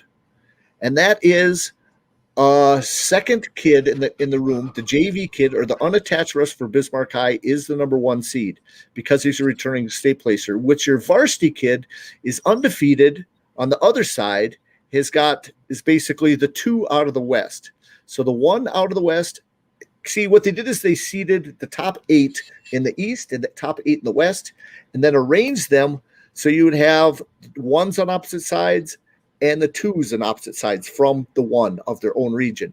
And then 3 goes back onto the side of the 1 and the 4 on the opposite side of the 2, which is not usually normal. So it's kind of weird on that. You can start matching this up. So if you look at this, if it stays, now, like somebody said, somebody's proposed that they're going to be looking at some of this now. I'm going to go with what there is here. And if it changes, heck with this whole thing. This is for fun anyway. But you see that Bismarck here, if things go right for them, they could end up with 2 guys in the finals at 106. They could have Savageau find a way to make the finals on the top, and then DeForest, who's undefeated, on the same side as Coy Grable. And that would be, I think, an upset, but yet he has the talent to do it for sure. This DeForest, he is solid on his feet. He's tough on top. He's going to have a motor to keep up with Grable, but that is a semifinal match that I have starred that I'm going to watch. Ensminger is no slouch here. This Nicholas Ensminger. I know that he should not give DeForest, a huge match. But the thing I don't like too is some of these guys, their records aren't all right on here. Legacy and a lot of these places don't have their match numbers on here. Wapaton, they're not coming in with a 0-0 record. They've got matches. Sure. So I think that's just a little mess up on track on how they entered people and different things like that. I do have a few star ones in there. Braden Morris, I think he has a great opportunity to place. Now, he's going to give Grable a good match here. I'm not sure if he can catch him and beat him or what. He's got to have his motor and ready to go. I'm kind of starring that match is going to be a great match. And I don't know about Springer so much here. I know that he's a good wrestler, but I think there's an opportunity in this spot for some of these wrestlers on this other side. He ends up being if you look at the number 1, so their number 1 is here, their number 2 is here. Okay, right. So you can look where they have that. And this marker is tough. I tell you what, this is an opportunity for Marker to make the semis on this side. And if I'm going to pick an upset on this whole side, you're going to have Marker making the finals, beating Savageau right here. and that is my tough pick right there. This Marker, he's gotten better throughout the year. He's long. He's a big 6-pounder. He's going to give Savageau everything he needs.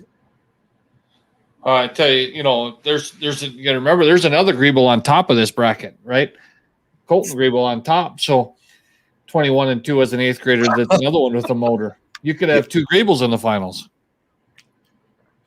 Wouldn't that be a story? That would be quite the story. And you're going to notice something in Class A. We don't have 32 schools in Class A. And so you're going to see a few more buys, but you notice they space them out.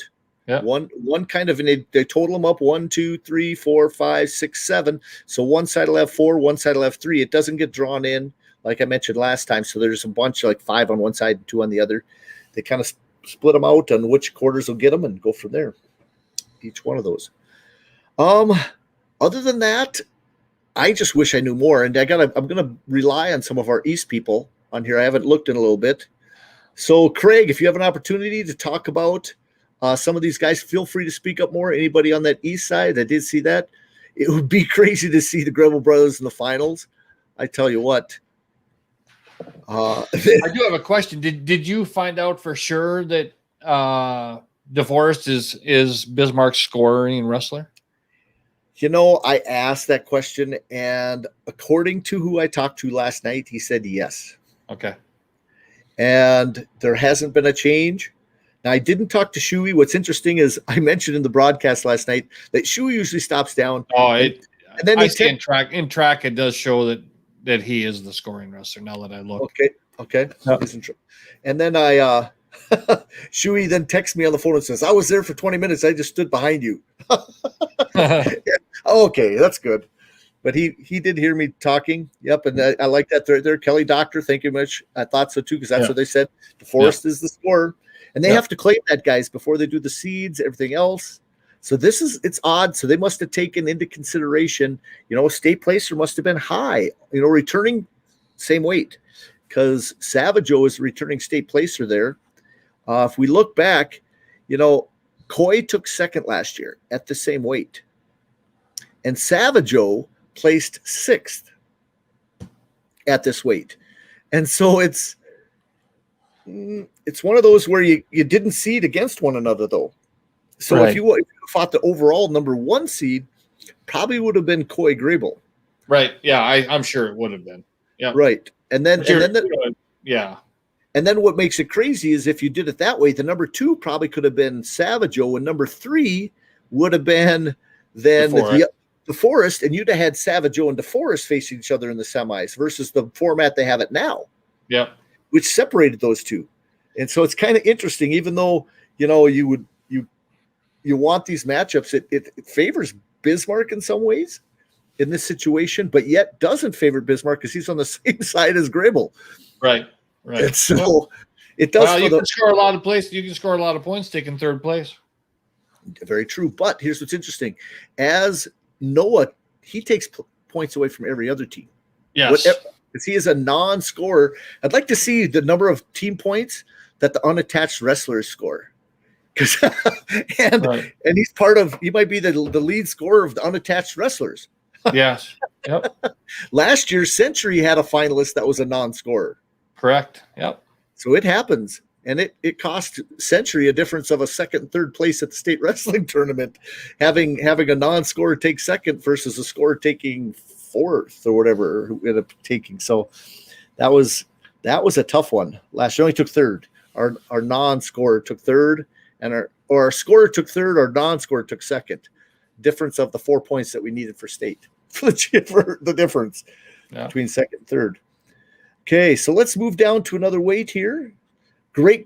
Again, I said in Class A, we're going to get as best as we can.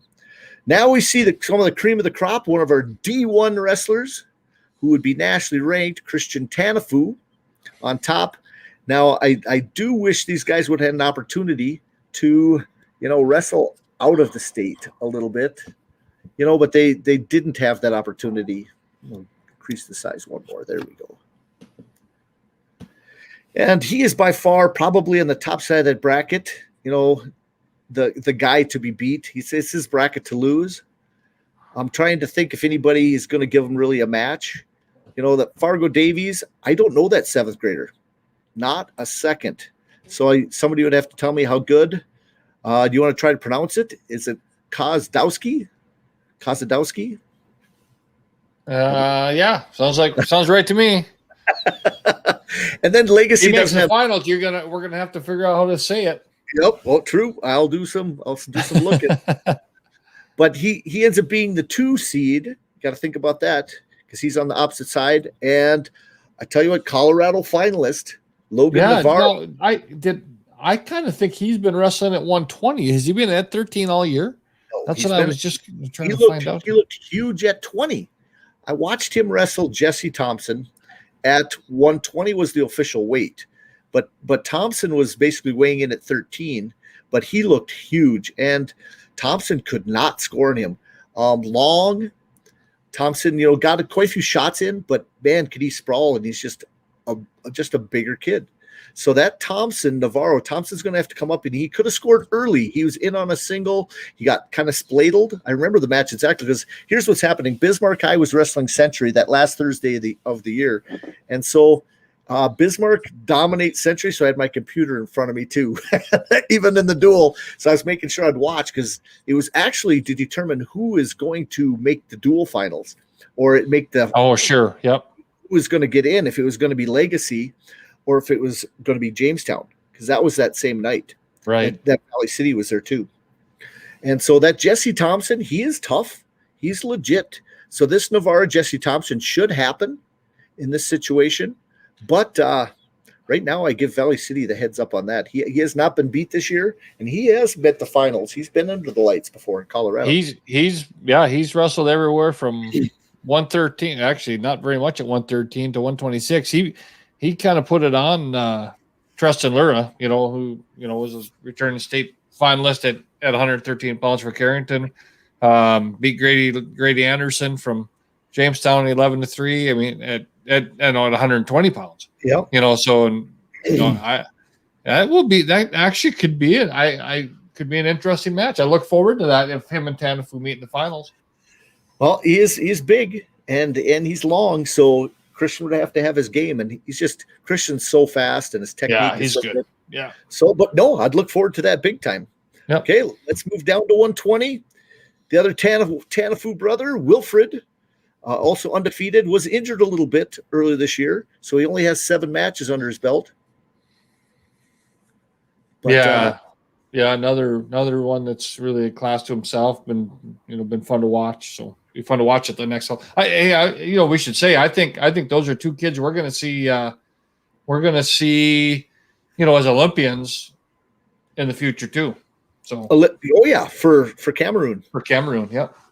That is kind of cool that you get to know an Olympian. In fact, I asked them to be interviewed on Dakota Grappler, and they agreed to do that sometime. But we've been so busy. I'd love to after the season get them guys on here. We'll get them on. Yep, definitely. And so, but you look there, Christian Tanafu again, returning state champion.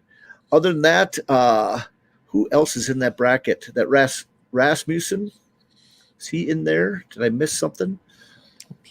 Let's take a peek again real quick. Did I miss something here? Wanted to go back. Yep. He's a returning state placer, so he's kind of one that got in a tough spot here, but he has a good chance to come all the way back. This Pete, he's 8-4. In fact, him being down because he wrestled 20 a lot this season, so he's a bigger 13-pounder too. He's going to do some damage on the backside. Let's go. Okay, that was what I had started him on my side, and I had to go back to that. Okay, to 120, Wilfred Tanafu, again, the cream of the crop. Owen Lindstrom, good. Yeah, your number 1 seed out of the East. Owen Lindstrom's an 8th grader, 11-2. So obviously he's had a pretty good season. I don't know who else. So, Grady Anderson out of Jamestown, good solid kid. Must be at the 3 seed, or would be the 3 seed spot, so he'd probably be the number 2 seed out of the no, he's out of the West, so he must be. Could he be the 2 seed out of the West? Yes, he is, because it's kind of interesting. There was a couple upsets that happened.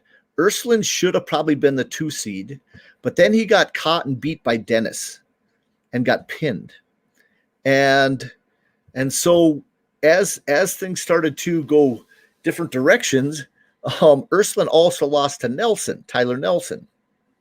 And so, but Nelson lost to several guys. So there was a really big mess kind of in the middle of this whole thing. Okay. And so what's crazy about it, Grady Anderson, early in the season, he's beat just the right people. He was coming to Century, and they never did get to wrestle because they had a COVID issue, and they had to stop the bus and leave him at home to get quarantined way at the beginning of the season. And so he missed the Century duel. And so we did not get to see him. And that propelled him basically into the 2 seed out of the thing. And so the second side of the bracket over here, it's wide open. This Bokelman can be tough. Oh, that's the kid. Bokelman, not Dennis. Bokelman cotton pinned Blake Ursuline. That cost Ursuline to be on this side of the bracket. This was going to be Ursuline here. And Ursuline would have had a great shot to get in here because he's tough. Ursuline now is in a bad spot in the bracket compared to where he should be. He's right up here with Tanafu in the quarters, where he could have been on the other side and had opportunity to be possible make the finals even. He can be good enough right here. This Blake Ursuline, returning state placer. Yeah, right. And he lost, got chicken winged up, and I think, or was it cradled? He just one of those two. Bokelman was on a mission that day and took it to him. So that's interesting.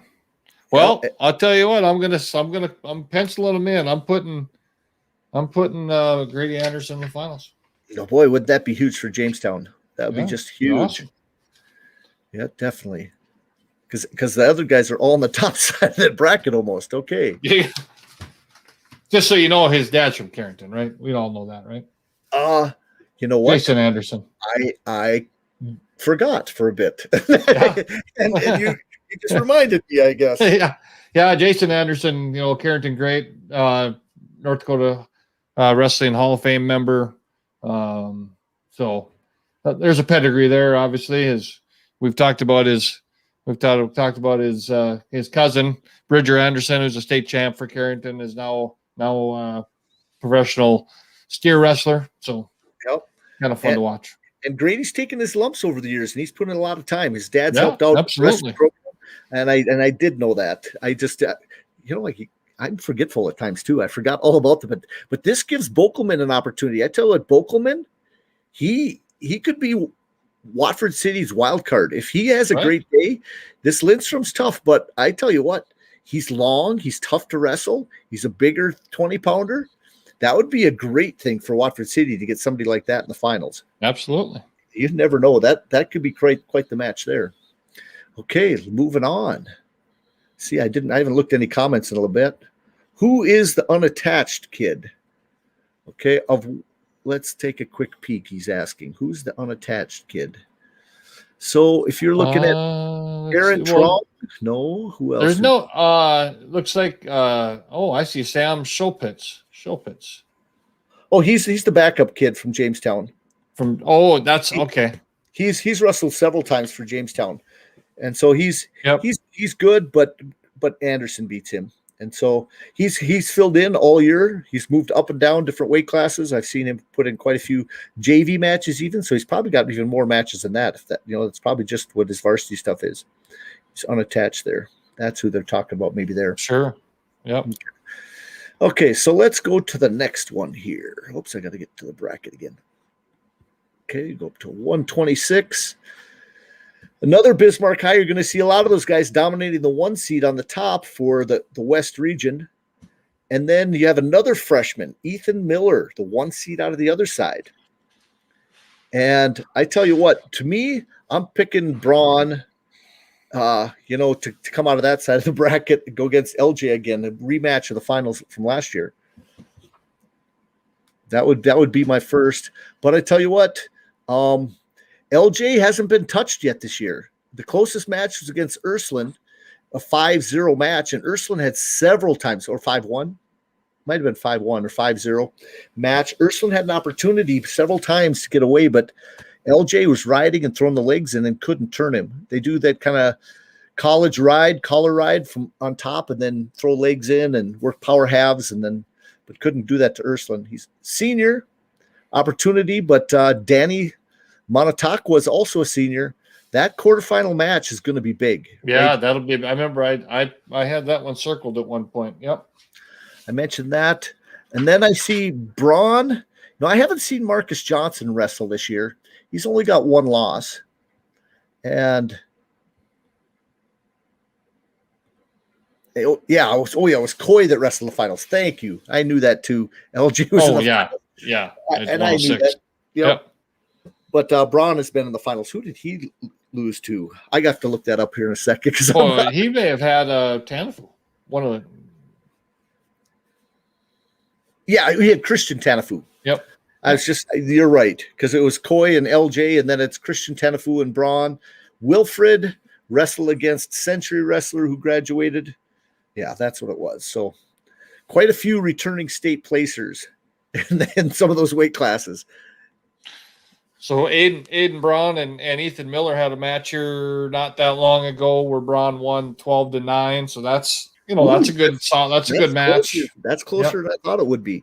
Yeah, I'm glad you looked that up. Ethan Miller's wrestled. How close are the matches? Are you looking at the Ethan Miller bracket? What he's done? Is that what you're looking at? Yeah. How did he do against Montauk?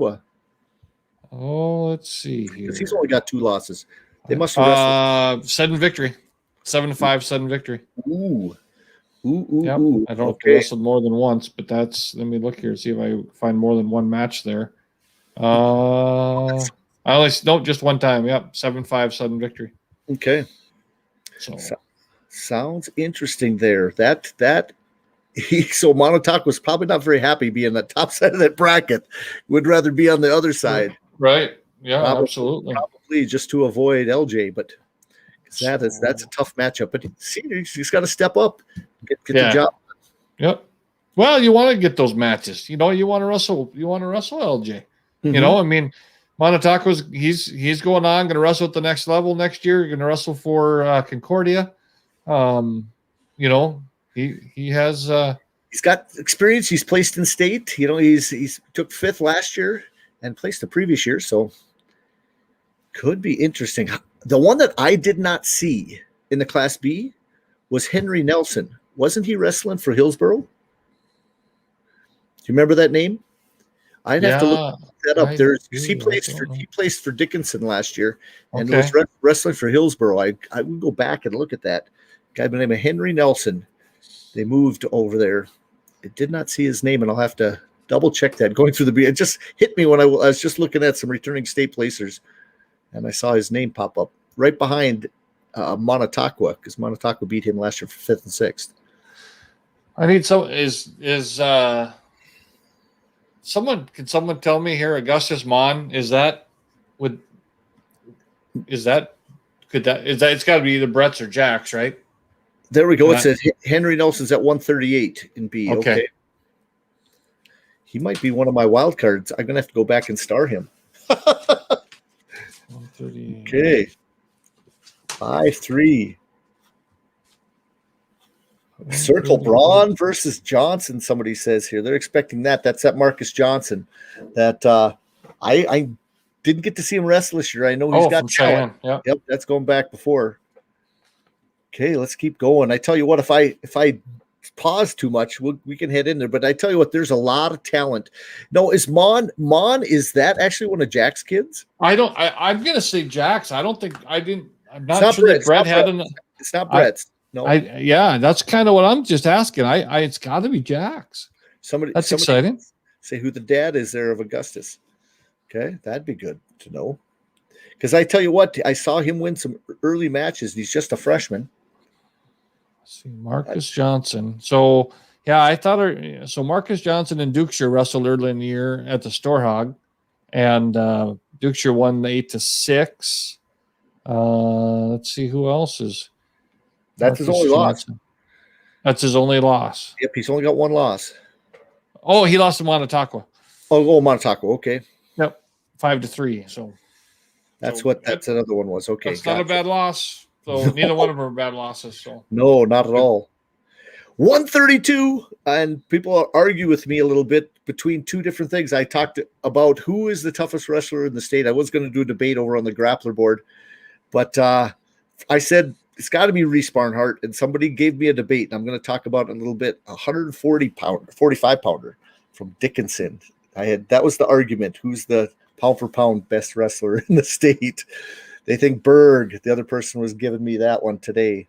So I'll talk about that a little bit. But Reese Barnhart, his bracket to lose, he should be probably one of the senior wrestlers of the year, if not the senior wrestler of the year. Really good kid. Signed at University of Mary to wrestle. Just talented. Yes. Yeah, no, it's his bracket to lose for sure. He's very good. Been fun to watch. One to grow up. I don't know how we don't put the Tanafus in the scene in. Yeah, that's true. Top wrestlers of the year. I mean, that's true. You go if you. I don't even know who the nominees are this year. That's one thing. For the senior athlete of the year, you can obviously. I don't know how many do they take 2 out of the East and 2 out of the West. Usually. So I don't know who they all are. I know who they are out of Region 2 and Class B, but I'm not gonna. So I don't know who they all are. So I'm not gonna name them off. But. And some people got in there. It says Brett's nephew. It is Jack's kid. Yeah. Yep. That's what I thought. Yeah. Very good. Thank you guys. And we've had a great crowd tonight. We've had up to 100 people watching. 69 still on. So thanks for watching. We're going to try to zip through this. We've always gone 2 hours. If I speed it up, we can get out of here a little bit. As much as I want to stay all night, it is exciting. Okay, so one more thing. 132. Like I said, Reese Barnhart, the cream of the crop here. But I say now, if we're looking into this, who's going to get him a shot in the semis on that side? That Ethan Dennis took 3rd last year. He really comes on at state every year. Bowman, he's tough. I like Joe Bowman there. I surely wouldn't I actually think Joe Bowman makes it to the semis. I think that's a pretty good pick. I was just looking to figure out exactly where he was at, but yeah, he, I wouldn't want to wrestle him in the quarters, but I wouldn't want to wrestle him in the semis either. But I think Joe Bowman, is one that could make it, get there to the semis, and then, it's always better to get to the semis. And Dakota, he finds a way. And guys, it's something new for you guys. If you guys don't know this, Justin Dakota. I've called him Dakota since I was as long as I can remember, but it's Dakota, people. That's so people are listening. So it's Caden Dakota. He's going to have an opportunity. It sounds funny for me when I'm saying it, but I think he's going to cruise straight into the semis.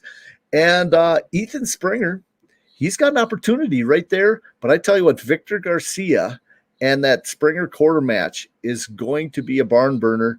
And if that is going to be my star match, I'm going to pick Victor Garcia, who comes up big at state there, and win that match. And that's going to be, and I'm saying Garcia making it there into the semis.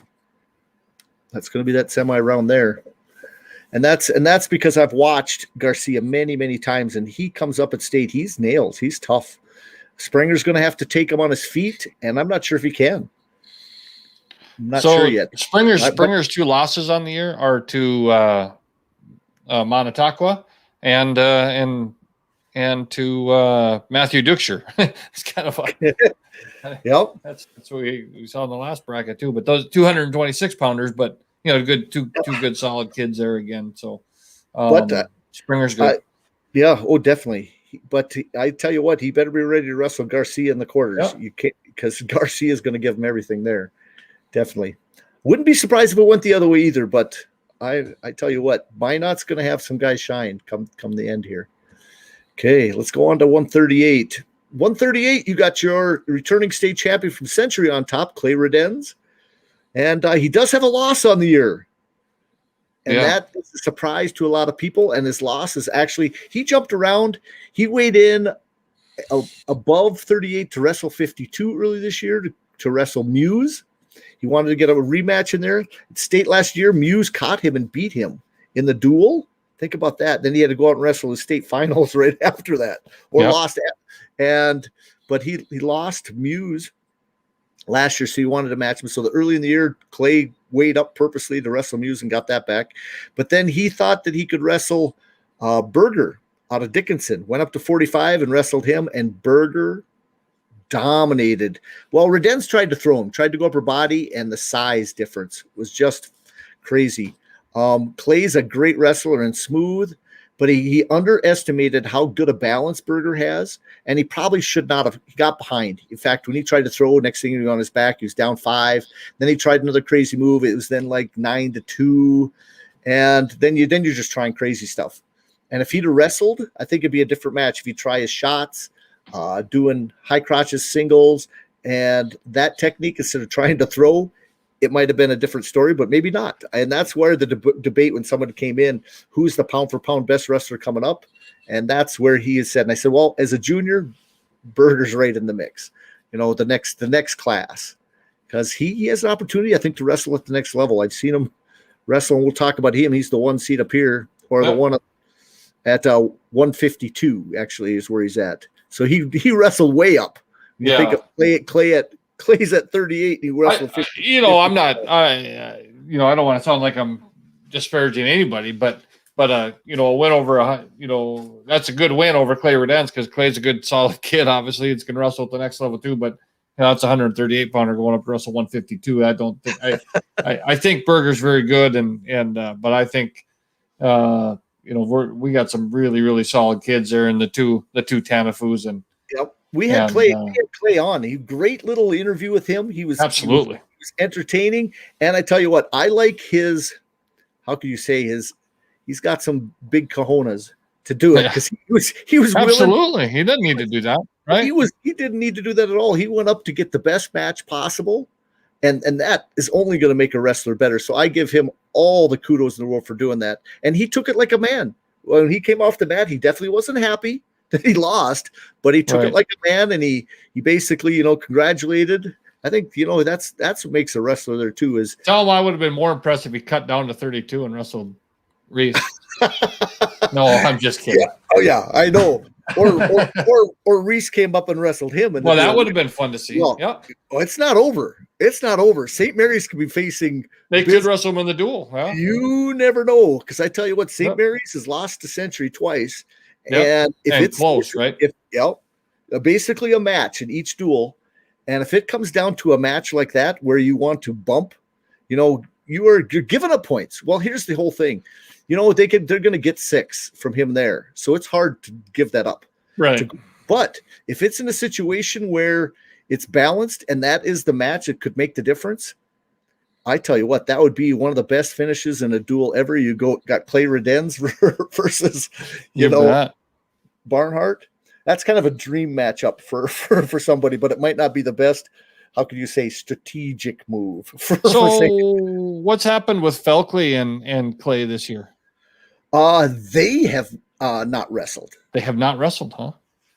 Let me think about that. Because Felkley. Wait. I am going to look that up exactly because Clay majored him 13-1. Yeah, Clay took more than once. Yeah. No, but we were moving people around in the first duel. Century was. We moved up everybody jumped up a weight class, and it was not beneficial to Century. Every place that we moved up, we expected to have a good match at his brother, Cole Redens, who's a good upcoming wrestler, got cotton pinned, and then the next time he separated his elbow. So both times he wrestled. They bumped Dakota up to Russell Felkley in that one, and Dakota and Felkley took it to him. Right. And so some of this bumping up of stuff didn't work out for Century, and Century still won the duel. So if they matched up right, there's a couple things that still could change. I think there's a couple matches, like for an example, heavyweight, that has switched a couple times. 195, Century's been a little injured and is just coming back from a knee stuff. So it could be long. Coming into Saturday, everybody needs to be healthy. St. Mary's, like we said, we're starting that duel. St. Mary's and Valley City opening up that first round in Class A is going to be a great duel. I mean, that match is going to be crazy. Yep. Okay, back to 138. We sidetracked for about 5 minutes. Yeah. But that happens. Got Fisk here and Fikely. That is going to be a tough match. If we can get that into the semis, you have 2 wrestlers here. People don't realize that Fisk is a returning finalist, and he faced Barnhart and gave him he fought good hard match last year. So he's no slouch on the opposite side of this bracket. So Fikely's got to have his game going, but I know there'll be a lot of Class B people because he's from Harvey originally. Right. Yeah. Going to be rooting for that match right there. And Fikely last year took 6th. Kind of was disappointed at last year at the state wrestling tournament. Kind of mad at himself because he got beat by Cattermas, who he had beat earlier. He was in the mix with, that was weird last year at 138 because Colton Muse was in there. Cattermas, who's tough. There's so many great wrestlers in there. And I haven't even mentioned all the other returning state placers that are in there all over the place. Yeah, and Fisk's only loss this year was an injury default. Got hurt, injury time issue against Trevor Hogarth from Carrington. So okay. So that's pretty good. But I'm actually going to – that is the match I want to see. I'm not going to make a prediction who's going to win, but that is the biggest match right there of the tournament for St. Mary's. Because if St. Mary's can get a guy in the finals here, they're starting to add up some points. Yeah. Could get him on the stand, and that'd be a big win for Melmer to get a trophy for St. Mary's. Yeah, if there was a stand, they'd get on it. Yep. Yeah. Yep. Get a trophy to bring home because St. Mary's. That'd be great. Got a ton of kids. That's an upcoming program. They're doing a good job there. Somebody also told me that you look in 5 years, St. Mary's is going to be dominating. And I said, we'll see. Bismarck High, until you knock them off the top, you'll see what happens.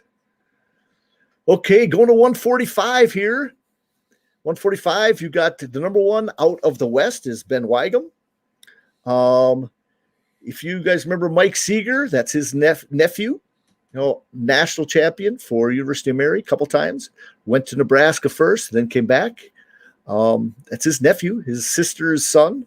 So he's got some pretty good pedigree there. And he actually kind of quit soccer last summer to concentrate his senior year and do a lot of wrestling.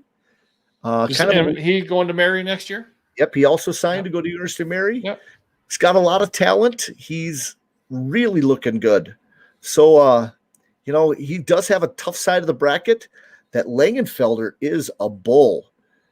He could be tough. He's kind of like you'd say in that 5-4. You're kind of looking at that Hornart. Is that how you pronounce that? Hunart? Yep. Hornet. Yep. Hornet. Yeah, that Hornet. I have not got to see him wrestle. And so, Kellen, again, I've mentioned that name one other time. And I believe that could be a heck of a match right there. And that, he's had a good year to go.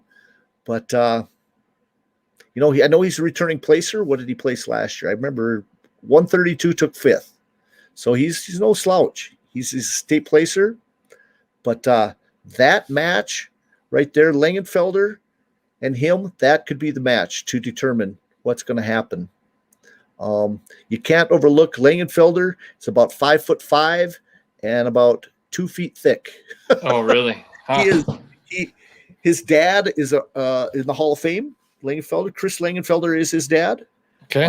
He's a 4-time All-American, 2 times at BSC, 2 times at UND. So he's got some pedigree there too. Yeah, no kidding. And he actually is very strong, and he's a kid that would give people trouble, and he's a junior, really coming on. I like William Langenfelder a lot there. Okay, and Justin Thomas, state champ, number 1 out of the East. Yep. Yeah, I think basically he walks through this side of the bracket into the finals. I don't think there's anybody on this side. No, Cattermas can give him a good match.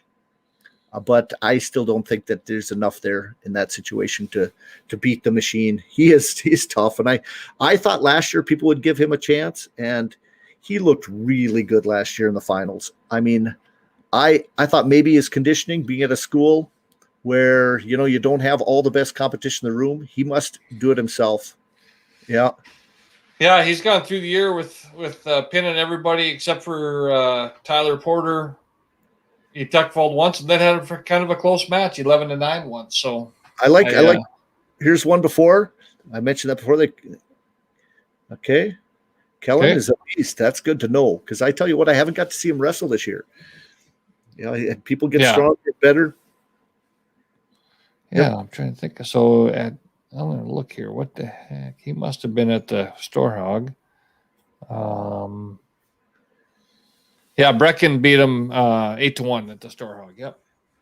Yeah. So, because we actually had 2 kids in that bracket. He pinned Trevor Hogarth, headlocked him, I think, right away, and he was strong. Okay. He could sell Brecken or Trevor was not coming off his back. It was a tough one, but Brecken did beat him 8-1. Okay. Yep. Good kid though. I remember him. Yep. I got to see him wrestle twice. Okay, good deal. Okay, 152. Here's the one, Troy Berg. Dynamite kid. Yeah. Super good wrestler, good flexibility, fast. He has got good technique, always in position, strong. I give him more kudos because he could be there's not many 3-time, except to think of the Melmers, state champs. He's won it as a sophomore, could do it as a junior and as a senior. He's the cream of the crop in this weight class. Yeah. Yeah, he's a good, solid kid. Obviously had a good year. Nobody's touched him. I don't know if he's had anything. Well, Cattermas 9-7, but Cattermas, I think it's not in the weight here, but yep. Huh. Right. No, there's a few younger ones in this weight class. I do see, national champion, son in there, Bismarck High backup, actually. That's Bridger Owen. Oh, sure. Just a freshman. It says 14-2, but I think a lot of those might be, I don't think they're all varsity matches. But Bridger's a good and upcoming wrestler there, freshman. You'll see him in a lot of varsity matches in the near future. But the varsity guy at 152 for Bismarck High was Isaac Peterson. He is their starter. He's a junior. Okay. And so let me think. James Richter, he's going to be tough on that. Yeah, I was wondering about that. I that's a good, solid kid. I tell you, that helps out St. Mary's too, because he's going to give Williams everything he can handle. That Richter is strong. He goes back to the pedigree again of a Richter at St. Mary's. It's like all of a sudden those what you call teenage hormones / natural steroids pop in or whatever for those Richters. Right, yeah. They are so strong. And I watched him dominate a couple of his matches this year. And so I am going to star Richter as being an opportunity there. It's kind of like a 7 seed beating a 2 seed. There's going to be an opportunity there, almost in that sense. That's a great opportunity for St. Mary's to score some more points. But Cutter Jones, he always finds a way to come to state tournament. At times, I wonder if he's in good enough conditioning. It always looks like he's kind of pacing himself. And I watched we had an 8th grader wrestle him in the duel for Century, Ole Taylor, who actually wrestled him well. And Jones couldn't put him away, couldn't do anything, but it was a decent match for an 8th grader against a junior. And Jones took 3rd last year, returning 3rd place finisher. Yep, Cutter 145 pounds. Yeah. Yep. So we'll have to see right there. I could see a Jones and Richter or Jones and Williams. You could maybe get Williston, a guy in the finals. So Jones beat Richter early in the year, 9-3. Again, he lost to Catermas, who's not in the weight, but right. Colton Muse beat Jones 5-0. Yeah, no, that's definitely one to watch. What's interesting is Muse has wrestled a lot of 52, but he's up at 60, and which I say is one of the toughest weight classes in the tournament is right here, especially out of the West. And I'm a little prejudiced here because I have my own son in here, but that's not it. It's just that we now have a state finalist going from 170 down to 160 here. You know, you got Chase Burke, who took 2nd last year at 160, coming back to his same weight. He has 3 losses, but they're all the 70 pounders. So he lost to, Danny Tanafu. He had lost to Bismarck Hayes, Brock Fedek. And so those are his 2 losses to Tanafu and Fedek. So he was probably going to be the 3 out of the West at 170. So he's dropping down to 60. And I know people out there listening, I've always had this thing about just dropping down for the state tournament. You have no common opponents. I don't like it. I think you should weigh in at half of your weight classes at the lowest weight you're wrestling. Yeah. It really causes issues, and maybe some coaches say, why does it matter? Well, I think it does. I think it kind of upsets things that happen during the whole year. There's a reason why people don't massively cut down just at the end, but they said he wasn't that heavy. He's short, he's stocky, he's strong. And really, he only weighs normally about 170, the coach said. So he's not like when you get to weigh 163, 164, he hasn't really had to cut at all to make 70, the coach was saying. So I actually talked to him on Monday. And he wrestled 160 versus Dickinson. Just one match all year, but here's back in January. Yeah. It says 160, but it was a mix and match. Oh, okay. And so the mix and match time, they kind of put some 160 pounders in with 70 pounders, and I think they had my boy wrestling a 152 pound match, and he hasn't even come close to 152. Okay. Or he wrestled one. Yeah. So some of that's still mix and match. I wasn't sure if he had ever made it down there. Actually made the weight. Yeah. Yeah. I wish I don't know that for sure, but I would guess that he did not compared to because he wrestled another match later that day too at 60 stuff. But I tell you what, that top side of the bracket, Renner, state finalist on the top, Burke, a state finalist on top. That woofda. Something's got to give, huh? Yes. And somebody you have to give there before you get to the finals. Then you got Colton Muse, who beat Renner, so he gets to be on the opposite side of the bracket. But he's not the 1, he's the 2 because he did that. And so him being the 2 puts him in a situation where Colton Muse, and I would guess the person that's going to come out of this side is Stugelmeyer. And I mentioned this earlier. He's the guy who would star with the lowest seed. That Stugelmeyer-Muse semifinal match could be a barn burner, because here's what's interesting. Muse is not only strong, but he's flexible and funky. And he finds ways to win matches on some goofy thing. He'll throw the leg over the top. He'll catch somebody leaning over the top and pull him over. he also loses some matches that way, but you look, he's been solid all year. His only loss is 12-1 Colton Muse is to Clay Redens. That's his only loss in the year. And on the other side, this William Ward is tough, but he's just a seventh grader. And maybe I shouldn't say that there's just a seventh grader, but that just means he's going to be dominant for years. But that's an opportunity for somebody with experience to catch a win. He can't overlook this Fladeland. He's a tough wrestler at 9 and 10. He's had to face Stugelmeyer and have to face all the tough wrestlers. This Max Cunningham is 11 and 4, and he is the alternate up there compared to Burke, who came into the weight class. Yep. And he's no slouch. Cunningham, Renner, he's had to face those guys all year. He's had to face Muse. He's had to face Booth is not a bad wrestler. He's strong and stuff. But I see this as being kind of an interesting matchup right away here. I'm going to watch this match. See what happens. I'll guarantee that first round match, I'll be watching this just to see what happens. I need to see the Ward kid. I see. William Ward has got he's got a. I remember him I think he might have been on the dual team for one of the Fargo teams last year. I watched him wrestle, probably that Bison Wrestling Club. Yeah, Bison Wrestling Club. I see he did win preseason nationals. He took first in the middle school division. Yep. Elementary dual qualifier. He won that. You definitely can't underestimate him because he's got 12 wins and 1 loss. And his 1 loss, I did look at that. That was to that was up at 170. It was a Valley City kid. Yeah. Yep. The 70-pounder from Valley City early in the season got beat pretty good. But he hasn't lost since. So that's kind of interesting. It's nice to see some 7th graders in there. That's pretty absolutely cool. At that weight too. Definitely. Okay, 170. Got to start boogieing here as I talk too much. Cream of the crop, Brock Fettig. I tell you what, he has gotten so much better. I mean, he was unstoppable in the match against. I expected Danny Tanafu to give him a good match in the duel, and Tanafu actually got a single on Tanafu and had him basically doing the splits up in the air, and that was the only time that Tanafu had a chance. But to do something, it just kept taking it to him and nonstop. He looked in great shape, strong, long, tall kid. He has an opportunity. I don't know if he wants to wrestle in college, but I think people need to start looking at him because I think he has the ability to do that. Yeah, he's really solid. I did watch that match with him and Tanafu. Watched most of that duel. He is a returning finalist. Returning finalist. Yeah.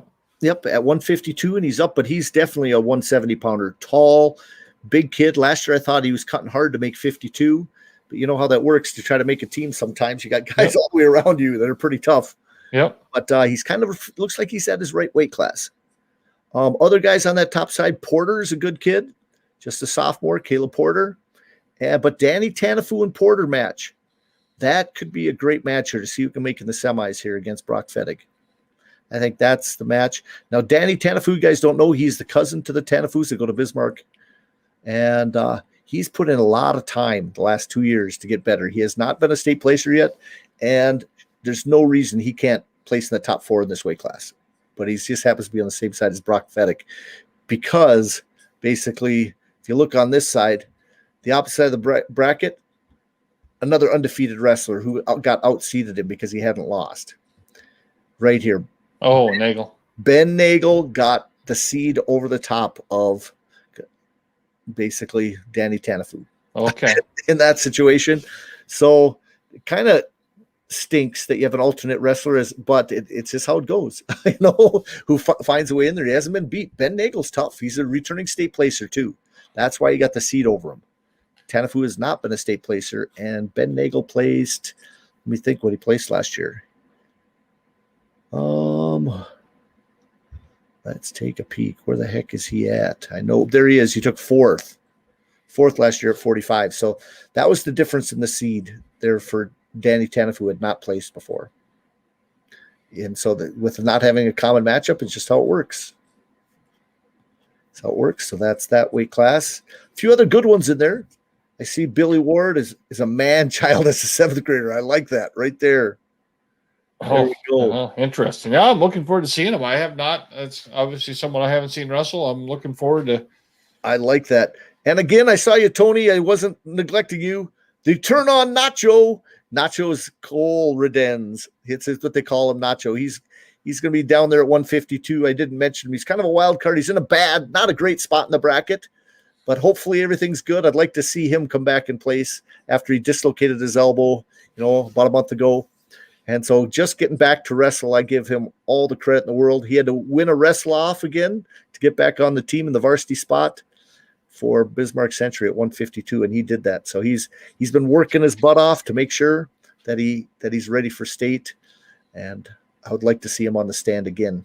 It was really special last year having the two brothers on the stand at the same weight class. Yeah, number one out of the East, obviously Braun Muskie from Valley City, returning state placer. I think he took 6th last year, if I remember right.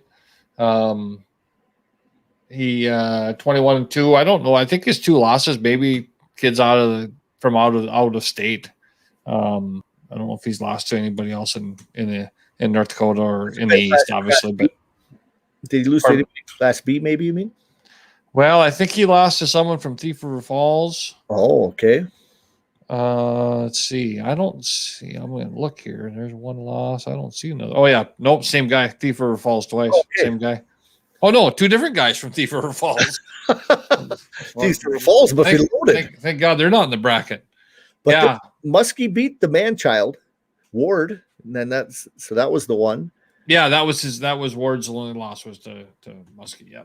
So I don't know, Valley City, we haven't got to talk about them much, and they're going to be in the mix for, a chance to get also a trophy for the team overall. But you look, they're going to have a lot of guys again in that 3rd to 6th range, and those points add up every year. These guys had a ton of returning state placers.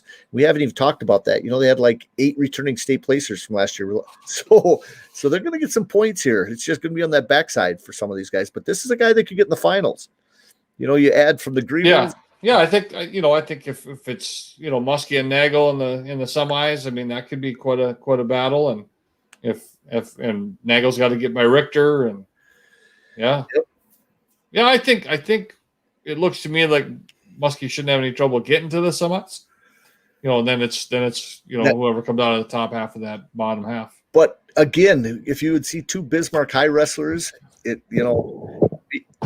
think could happen. Could happen again. You never know. Okay, going down to 182. Another number 1 seed, Brant Kringley. Not a returning state champion, but he is returning from 2 years ago. He was a state champion. State champion 2 years ago as a sophomore. Got quite the pedigree here. His dad was a state finalist himself. His dad passed away about a year or 2 ago here now already. But he's wrestled really tough, probably 2 years. Kelly Kringley, graduate 87 grad from Bismarck High, headlock machine. Enjoyed watching his dad wrestle. So if anybody's listening, thumbs up to Kelly, and he's kept on the tradition. You also know the Kringleys that did the tech team. That's his uncle. Right. And so, but you got, he's got a great opportunity. He's looking good. I tell you what, dominate, felt very comfortable with throws. He's strong. I could see, him walking into the finals on the top side of that bracket. Now, I haven't got to see Bicker wrestle from Grand Forks Central. He does have a nice record. But really, Kringley nobody's touched him. I thought he was probably the cream of the crop here in this bracket. And when I look through the bottom half, Bame maybe. Bame and Redfern, I'd like to see that match because I tell you what, they're both are shorter, stockier wrestlers. They're both going to have to bring it to another notch to get a takedown because that could be one of those head button matches where you have 2 fullbacks or whatever. They're basically, going to have to open up. Someone's going to have to get the takedown, and that's going to be Bame and Redfern. Definitely there. I don't see it any different. I think those are the top 4 right there, and it's going to have to be someone else is going to have to step up to beat those guys. Right. Let's see. Let's keep going down to 195. Now, I tell you what, man among boys, muscle machine Isaiah Hoos. Yeah.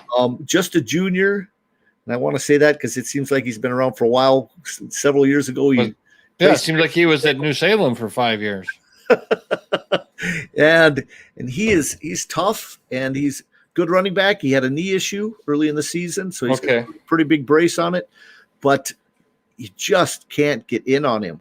I mean, we have a couple strong wrestlers. Now, Cade Garcia did not get to wrestle him this year because they just basically, Cade was hurt for the last duel. They kind of rested him up a little bit to make sure his injury, he had two running backs, kind of knee issues. But star running back Bismarck High, star running back for Century, Cade Garcia. And Cade is strong as an ox. He doesn't know how strong he is because all of a sudden he'll grab somebody kind of in a situation and flip them over and just pins them. And it's one of these things that if you'd watch him, you'd go out of position, but then how did he do that? He just muscle, boom, and it's down, and he's pinned most of his guys. It could be a good match. Cade Garcia, just his conditioning and everything else, we'll see how it goes. That Schultheis is tough too for Valley City. Yes. Yeah. No, he is. Yep. So there's no slouch there when it comes to, that match. And he's got good competition all around him. He's a returning state placer. Took 5th last year for Valley City. And I would like to see that match. I really would. That is a match which I would look forward to see because they both are going to have to wrestle a great match to see if they can make the finals, if that happens right there. Any other wild cards in there that you could see? I tell you what, Reed, I've missed people. This Rylan Reed, that's me not being able to see. I know he's a returning place winner from last year. I'd have to look back at the bracket to see it. So he does have a lot of talent, but I wonder how he's done in the past. He beat Redfern, must have last year. Oh, I see that. He was 6th last year at 182 pounds. He got pinned by Hoos, which is welcome to the club. That's a lot of people do. Oh, he had that crazy. Yeah, he had a match with Junior Surprise from Fargo North. Oh, okay. For 5th and 6th, I remember that match. Yeah, I kind of do too. I think. Yeah, I'm. Yeah, I don't know that there's a whole lot. Yeah, that'd be that's another one that can obviously do some damage in there. I guess I'll be curious to see what I think Isaiah is just such a man amongst everybody else, but he's 5-0, but he's really only wrestled 3 matches, and none of them went out of this first period, I don't think. So, if someone could push him a little bit, maybe they could make something interesting. I'm hoping. We'll see what happens there. Okay, the 220. Tanner Jarrett, and here's the match that they was looking for to look at the beginning of the show 2 hours ago. Yeah. For us to talk about 220. Go way back, 2 hours and 17 minutes ago. Our very first comment was... Is he still with us? I don't know. Tony's still with us? Start with 220. Well, 2 hours and 20 minutes later, that's when we started starting the match at 220. 2 hours and 20 minutes later, pretty much. Yeah, perfect. Yeah, that's kind of funny. I'm going to unclick that and go back up to the top. But I tell you what, that could be a heck of a match. He's been looking good, and I've talked about him a couple different times with, Truman, undefeated, by far the number one on that side of the state. I'd like to hear something from the Valley City coach on the match between him and Truman, what it's looked like, because Carson is a good wrestler, too, for him. So that's one. He's a returning state champion last year at 220. And so I'd like to know if there was even a close match he's had. 6-3 with McGaw. Okay. So they've only wrestled one time, and it was 6-3. So I'm going to guess that Coach Larson thinks that they can probably get that one. Okay. There's a possibility there. I'm not saying they can. I'm just saying I bet he's getting ready for it. So. Well, I tell you what, the other side of the bracket, McGaw and Jarrett is huge when it comes to Valley City's team points in the thing. Making the finals, there would be big points. So, and Jarrett's tough to beat, but he's not unbeatable. He's got a loss. He's the number one out of the West. And I was going to look to see who his loss is to again. You've been like you're internet started to kick in. You're getting it's working pretty good now. So my guy lost a match to Ortiz of West Fargo at heavyweight. He lost to a kid from Dilworth, Glendon, Felton. Lost to a kid from Leaf Thief Falls and a kid from Lisbon. So not a lot of, and then obviously to so not a lot of losses there outside, in the state. Right. But and then who else are we looking at? And it's kind of a competitive advantage for the East to get all these matches from other places. Let's see. I don't want to hear about the East having a competitive advantage. That seems like you now are. Oh, I know. I'm. Let's see. Getting matches, and it's mat time. Tanner Jarrett's only lost just to Isaiah Hoos. So okay, that makes sense. That's not a bad loss. No, that's just building confidence against everybody else. Everybody is easy after you wrestle Hoos. Yep, that's right. So, how about Hunter Harvey? What a senior there out of Century? He's hard to gauge. He goes really hard. He's still pretty much a new wrestler. He'd have an outside chance of placing. He's susceptible to get pinned. He's long, but he's strong and aggressive. It all depends on what match you get out of him. At times he's tough, and he would be. I kind of look at his location. That Visto is pretty much the matchup. He's beat the Sabbath, but Visto would be a tough match for him right there. But it would be a huge victory. Nick Windsor has been up at heavyweight at different times, and St. Mary's. That's another point getter who is in a spot that is tough when you think about it. Visto and Windsor, I would see in that spot. To see what happens, who makes the semifinals against Truman there, Weirmeyer. And I'm actually looking forward. If I had to make a prediction, I'm that Tanner Jarrett and Weirmeyer is the match that I would really. Right. Yep. Looks like it.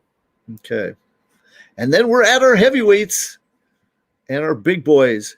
Now, this is one where, again, if I wanted to pick a bracket that somebody out of the mix could win this, it could be the heavyweight this year. There is nobody that is cream of the crop above everybody else.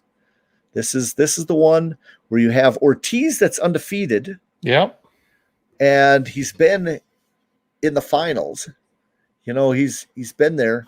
I would kind of give him. No, he hasn't been in the finals. He took fifth last year. I was thinking Gates, who's not wrestling this year, but he hasn't been beat. Ortiz is not, but there's people up there that can beat him. That Krebs is tough. The Burkhart from Century, that is going to be a heck of a quarterfinal match. That Burkhart's nonstop. He lost early in the season, has been on a roll. He lost to Krebs, just got caught early in the season, and then has been in every match with everybody else. He lost to Bachmeyer, Titus from Mandan. I would say Mandan has a shot to get a finalist here because Titus is tough. That's probably one of the guys. And I don't know Fargo Davies. He's 15-1, Carl Quist. So Bachmeyer's got to get past him. And then Crump, he's down there as the one from the, for some reason, Crump has got the one over Ortiz, who's got the two. And Crump did not place higher than he did. Did he? I'm looking at that. That's another one. Heavyweights. Crump is not a returning placer. Ortiz is. How did that happen if they're both undefeated? Remember the other heavyweight match we were questioning about? Ortiz and Bachmeyer returning placers. I don't know. None of us do sometimes. Take a quick look at Wahpeton here and matches. So he was, let's see here. Because Crump has beat Valley City twice, has beat Fargo North, has beat Red River, and beat South. That is it. So somehow, Coach did a good job. Let's get Wahpeton a one. Get him in there. Oh, that's what it was. That's 2 years ago. Yeah, I was thinking. I was trying to find that, but I didn't see it Dale there, Philbin comes in there. Yes, returning finalist, but 2 years ago. But guess what? That's usually not part of the criteria. Returning. It's not 2 years ago returning, but maybe it is. Maybe they squeeze in previous state stuff. Or his coach argued, hey, he was a finalist 2 years ago. Oh, Now, 2019 runner-up. Yeah. Gates. To Gates, he was wrestling this year. You know what? I don't know any stories on that. That's one I'm going to have to do some research on. And, maybe he's too big. I don't know. That'd be one of my guesses. Maybe he weighs 300 and getting down to 285 is right. Because he was big. He was thick. And having this max of 285 might be tough for some guys. We've got a kid in the Mandan hallway who would be a great wrestler, but he weighs 350. He does. I mean, he's a sophomore, and I think he's, if I remember right, but he was looking like he was going to be an awesome wrestler in the future, but it's just, that weight limit stopped him from wrestling. Yeah, Crump. So that's why that's a good idea of why he could be there, actually. Yep, definitely. Probably right. So I don't know. If I had to make some predictions in the Class A, I've made this before. Bismarck by far is the leader when it comes to points. You noticed all their number one seeds that they have, and if they fall into there, no one will touch them by 80, 100 points. What the battle will be for those other places, which I would say on the stand, but now it's starting to get a trophy between Century, Valley City, and then you got to think of the Devil's Lakes, who's got a lot of guys that could score some points. You got the St. Mary's, who's going to be in the mix. I think St. Mary's is going to be the opportunity of a lifetime here because they've got enough points that with guys coming through, and if they can come through the backside, it's going to be interesting. And the duels, they're going to be fun. I didn't even pop those up. I could actually show those just for a second, but let's just take a quick peek at one more thing. The Class B duels, might as well do that for just a couple seconds, and then we'll cut out for tonight because we've had our time. But here we go. Links. Here is, I'll just show that so people can, I'll switch the screens out and we'll just talk for that for just a second or two. Let's stop that screen. Hey, there we are again. One more quick thing. Share that other screen. Take but a second to get the duels. Class A bracket. There it is. Here's the duels. Just looking at that, so you know when it comes to Saturday, opening around 10 a.m., you've got number 2, New Salem on top, going against Carrington. What do you think about that matchup? I think it's going to be tough, but I think Carrington, I don't know. I mean, we can win that duel. I mean, I think it's really interesting. I said to someone today, I said, if could Carrington win a state title from that spot? Yes, they could, but it would have to be the toughest road ever taken, right? You got to beat New Salem, got to beat South Border, and then you have to beat Lisbon. Wow. Beat the 2, 3, and 1. Yeah, it would be tough, but those are it all comes down to matchups. And everybody, this is kind of a little bit of a weird deal. I had a conversation with a kid that came from this house, that won a couple of state titles, and he said, the last thing I'd want to do after winning a state title my senior year is go make weight to go wrestle in the duels on Saturday. It gets to be kind of weird, but it's easy to say that a couple of years later on the fact that was very important to him to be on a state dual championship team. So I guarantee you they'll all be ready to go, but it is a little different than normal, Yep. Coming back in that, there's going to be some heartbreak. And there's going to be some guys, eating Dippin' Dots.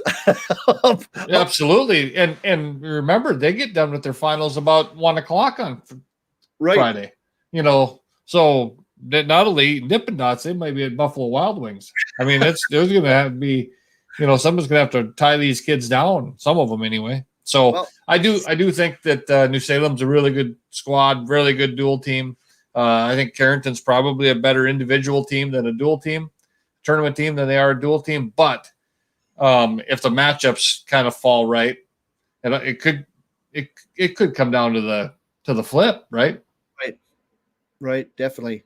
No, South Border and Hedinger. This is a great matchup here That'll too. be a good. That's a duel that every year is. I mean, the one that falls in that spot, right? Whoever's wrestling that number 3 seed and they get drawn in. Really, a lot of times that's really a good duel. Yep. Very close a lot of times. And then the kind other of like one, that 4 or 5 down there, Velva and Pembina County North. This match right here is going to be a sneaky match because Velva has beat St. Mary's and has been in the mix, but then has lost big time to New Salem.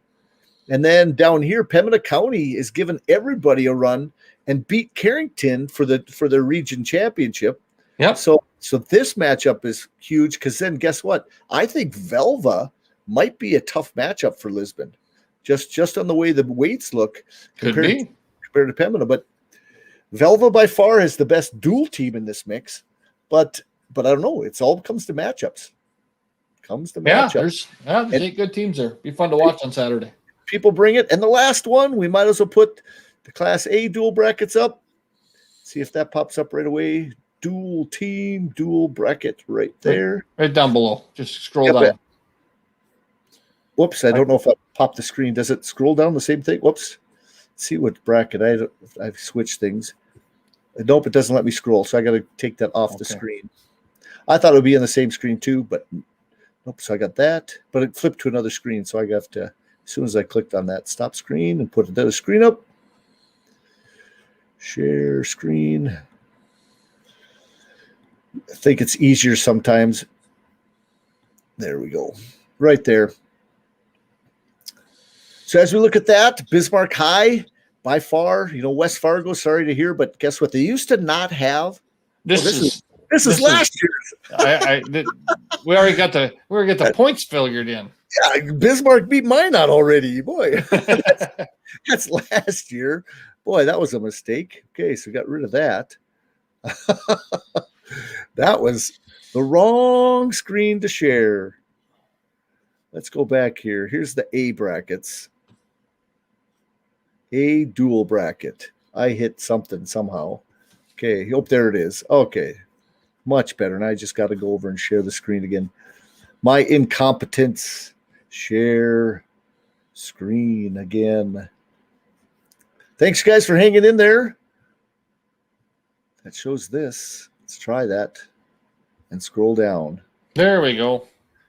Okay, so opening round, like I said, a match not to miss if you're going to watch the duels right away on Saturday, 10 a.m. You got the Valley City. If you're a Class A fan, I know there's going to be a lot of Class B fans, and they're going to be loud, crazy and loud, 10 a.m. on Saturday. But that Valley City St. Mary's match is going to be a barn burner. I think Century Davies, there's going to be a couple of good matchups, but Century should cruise through that about I'd say a 45, 50 point to about 15 to 20 match. And then you got Bismarck High versus Cheyenne. It'll be about a 62-6 match. And then, or 12. You got a couple matches Cheyenne could pull out there. But they got a nice little team, Cheyenne there. They've got about 4 or 5 great individuals and several other that are in the mix that have come around a long ways. They've done a good job bringing that team because you notice who else, is not in here is the West Fargo team. This is the West Fargo Cheyenne team. Correct, yeah. Devils Lake Jamestown, I tell you what, Jamestown came on and earned a chance to get in, to get that 3 seed. They had to win the last night against Legacy.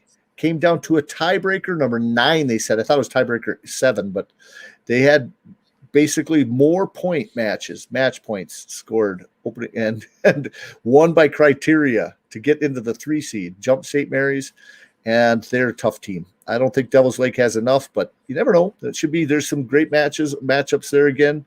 Jamestown, Bismarck. I put Bismarck here.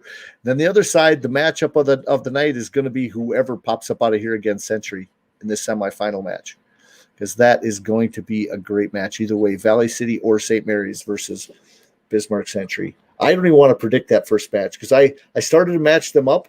St. Mary's has got 6 guys that I don't think can get beat by Valley City, no matter what happens. The six studs.